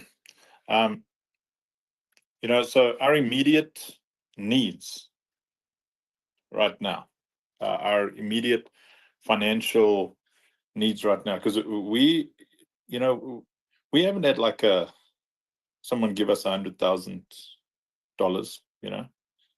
We haven't had someone give us $1 million. When you look at the game, it looks like we've had that. We have moved literally week by week, sometimes hour by hour, day by day for the past 3 odd years, just driven by raw passion. Yes, there have been offers by VC, but they always offer you less than you ask for more than you're offering. And we cannot do that, because if it was 4 or 5 of us who are going to share what the VC is offering, you'll take that life-changing money and you'll do a pump and dump TGE. They get their money back, your life has changed, and you build a mediocre game. But we can't take those deals where we get offered less than we need for more than we can afford to give, because then the community suffers. We have to, and we have, and we will continue to put the community first. But that means that we are in constant need until we have that angel who has got like a couple of $100,000 or, you know, more, you know, until we have that angel, we are moving at whatever we can raise as we go, you know, and right now we have to generate metrics, man. We've built a playable alpha and we're continuing to sustain it. And just to sustain that playable alpha is more than $2,000 a week. It doesn't sound like a lot of money to a lot of you, but it's heavy. Because at the same time, you know, there's a NGO in the background and there's all sorts of things, but it's a week. And every time we move a Citadel seat, every time we you know, we're out of OSP seats now, but every time we get a small investor at $1,000, $2,500, $5,000, you know, whatever it is, every time that comes in, it buys us a week or two, and we throw heart and soul. That's another reason we work the hours that we do, because you've got that dev, that group of devs, that specialist for that limited time, and we don't waste a cent, we don't waste a minute. If you look at the game we've got, show me another Web3 game that even comes close to how this thing looks and flows. And if you can, then show me one that did it for less than $200,000 like we have so far. Just bit by bit, week by week. And right now we have to, tonight still, raise around about 12K. Like there's momentum. You know, anybody who's built anything will tell you that momentum saves money. Because if you stop, you've got to do a lot of things again. We like, it's immediate. We got to work hard right now to raise that. And I mean, after this, I'll be on calls, and Jason and Rob will be on calls. We've just been on calls nonstop, speaking to people in their personal capacity to see what they can do, how they can contribute, how we can reward them for their input, you know, to move us. Now, the infusion system is the actual monster. It's the big boy. It's the system that allows players to infuse any NFT into any NFT, to change the stats of those NFTs in game. So that is what creates the demand, the scarcity, the rarity, the desire, and the need.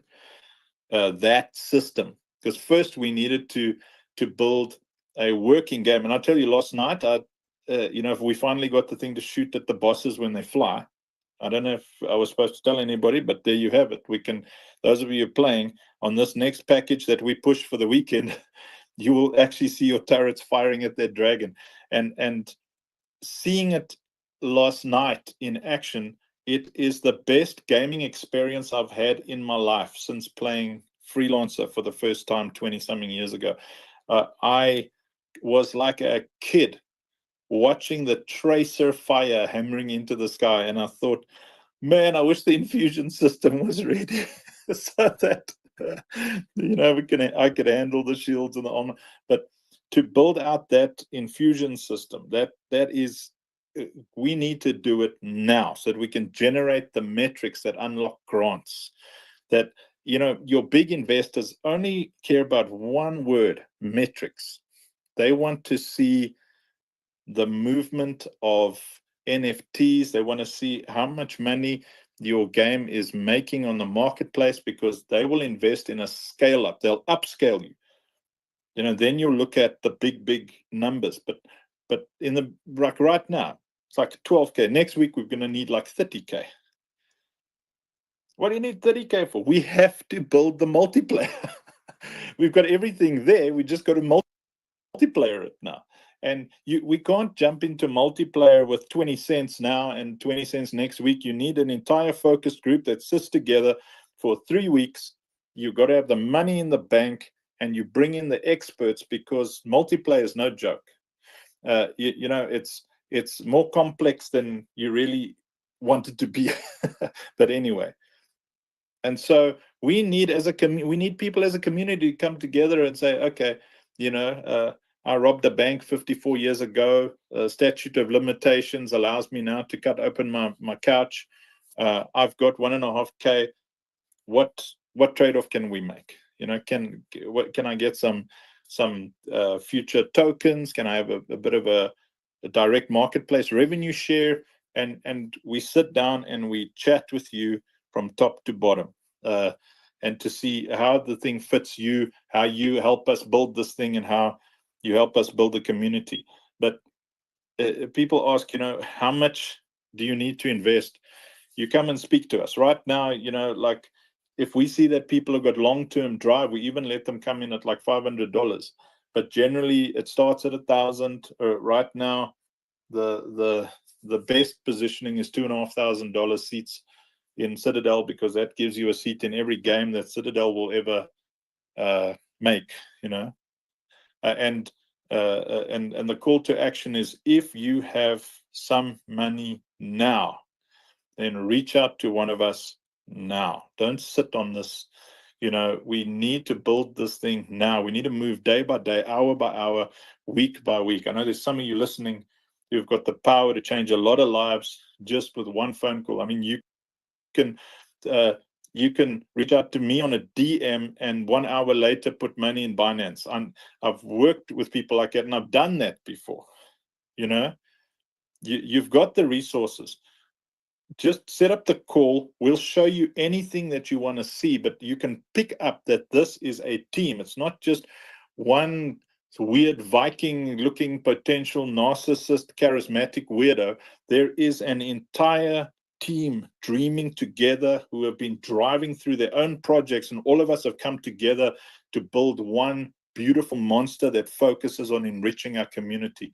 So my call to action is, if you have the ability, like, just DM me now before the end of the space, and let's climb on a call and help us move this thing forward.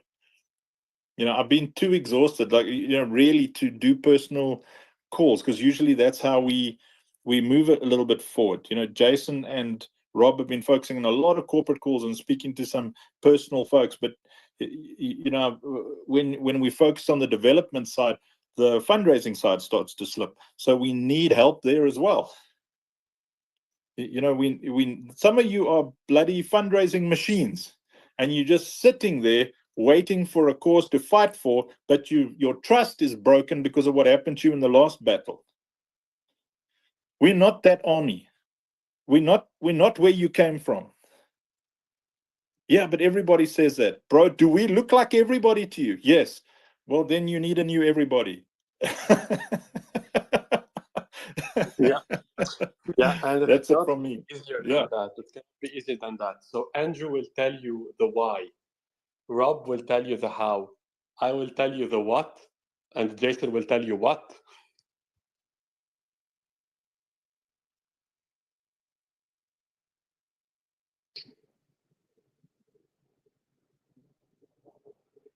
This is exactly it. You know, it has never been more difficult in recent years to be building in gaming. Doesn't matter if it's in Web3, doesn't matter if it's in traditional gaming. Everything has taken a hit. Many good projects are paying for the sins of others. This space needs support. It needs people that have a connection, that have the ear of someone. There is nothing quite like a warm introduction and being able to explain, holy shit, this team like will fight for your bags. It will fight on a daily basis. You know, what we achieved back in 21, where that team was on the ground literally fighting to push something innovative at the time. The end result was spectacular. It was spectacular because that is how you drive a community-driven project. That is how you build. That is how you grow, and the people around you grow. When you're doing everything from the ground up, not bringing in agencies, not bringing in externals, driving it yourself. And here, we're going to need more steering wheels in the front of this car because there's a lot of people driving.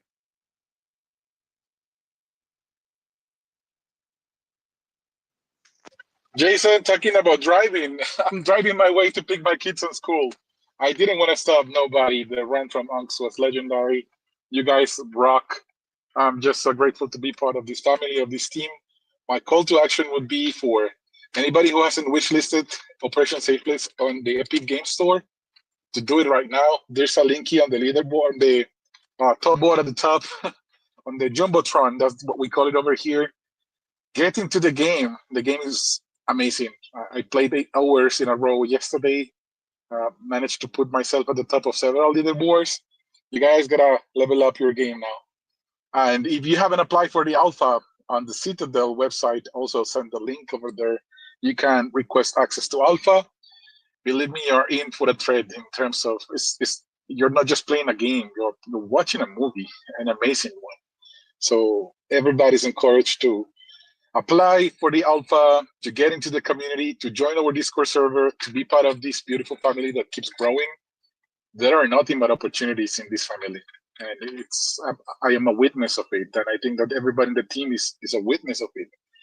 So you guys keep being an amazing family. Our community is going to continue growing on the core values of gratitude, kindness, love.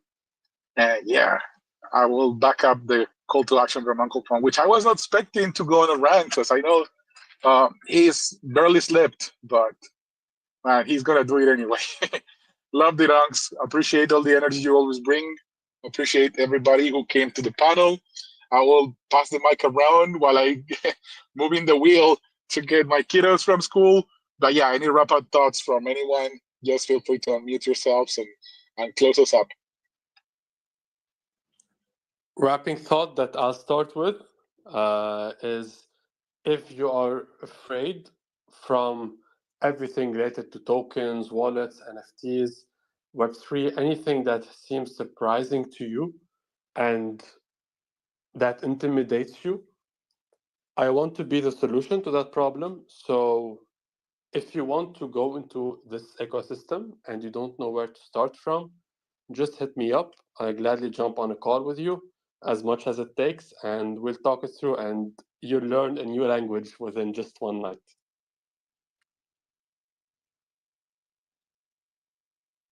Appreciate you, Habibi. Thank you for joining us and for opening that door.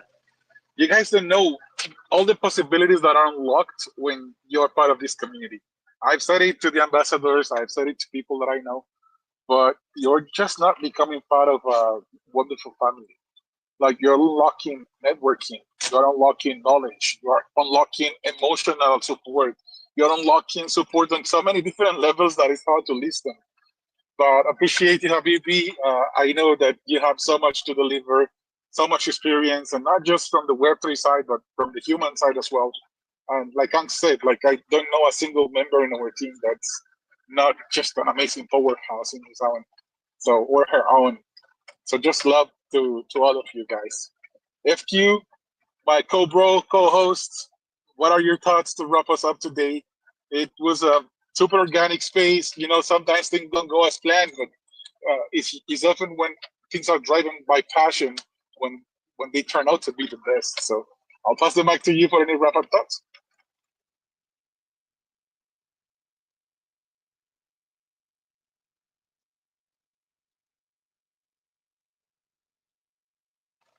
Is it just me, or I I think cannot he's not. hear? Yeah, he's in You stealth can't hear mode, him? man. Oh, okay. Yeah, he unmuted himself, but probably is having issues with his internet. King Boo Boo, you were here for the rant. You're one of those guys that pick up those calls with the kind of people that we need to bring at the moment to keep building this amazing project, these amazing projects, because it's not one. We got Operation Safe Place and the Citadel. This is a killer merger. What are your thoughts? What do you feel from the rant? What do you feel from the passion that you see within our team? First You were of all, asking about team it's members. it's it's not a rant, bro. That was him cooking. I love the passion. I can't wait to get to know the team behind it personally as well. I already DM'd Uncle Funk, but Joey's faster than him in the DMs. I DM'd Joey just a minute ago. He responded quickly. I don't blame Uncle Funk because he was cooking, for a while. But hey, man, definitely gonna support you guys. Definitely gonna be in the whitelist and in the project. I'm definitely gonna be 100% behind this project and love what you guys are doing. And I see the hustle. I see the grind in the background. So I gave you the flowers in the beginning of this space. I'm gonna end it with giving you all your flowers. Habibi, mashallah, alhamdulillah, bring the fulus.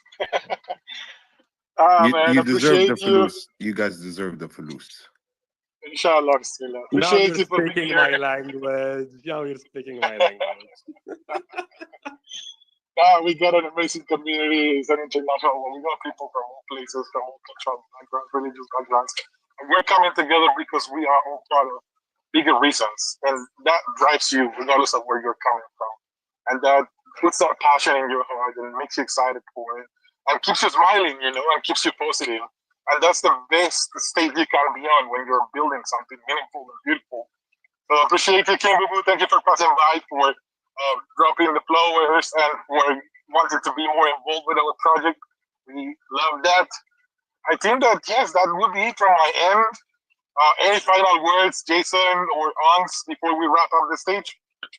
Yeah, I mean, you can't really beat a good old unk on a soapbox. But yeah, like if kind of just to go back to what I said before, if there are people out there that have the ear of someone that would have the ability, if they can't, to support and aid us in pushing us forward, we want to build this with people and genuine people. And we need that support whilst we build. And it's like the power of many. You never know who you know. And if what we have achieved so far is a statement to what we can achieve, it's like that has been achieved with next to nothing. This team with resources, this team with the milestones that are just unmovable, they're set in stone, and every single time they're hit, no matter what. Reach out to people, assist us. There's a million different ways that people can be rewarded and welcomed into the community for support. We're genuine builders. We've been building in the space for years, and just look at what we're doing. And if you're able to help, help. And if you're able to connect, connect. And that's how we grow. So thank you very much. Appreciate the words, Jason. That's it, indeed. I know that there's always that someone that knows that someone that can come and make this project thrive and succeed. We are already very well connected, and we're not going anywhere. Regardless of the time that these people might take to arrive, we're still going to be building without stopping, and I'm sure about it. I've seen it. Building a reputation in this Web3 space is something that is not easy done. And there's a lot of people that have built it and has destroyed it just with a single bad decision. But there are just so many that come with that extractive mindset and fill my pockets, and then I don't care who gets robbed in the end, have been around. Yet you check this team from up to down, and all you see is people that is been working for 28 hours plus a day, just putting in QBs and everything.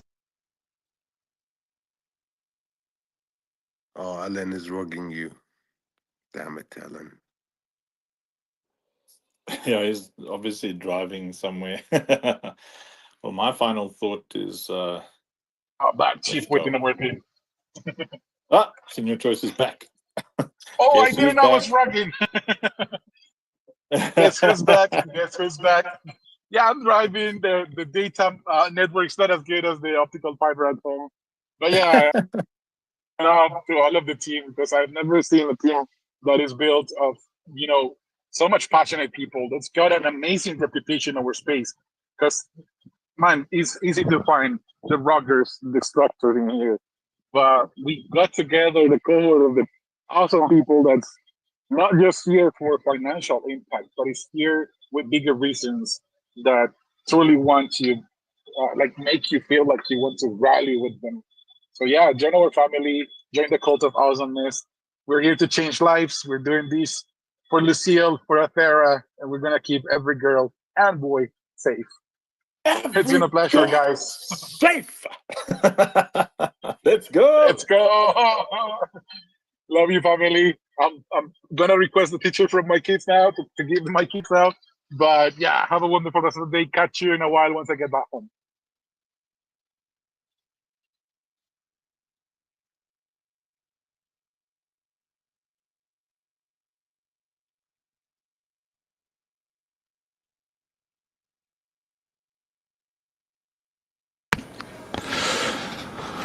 Man, great team, eh? Let me try and find all the things so that we can thingy the things that thingy off the thingies. So that one. Yep, there we go. And over here, stop screen share. That one. There we go.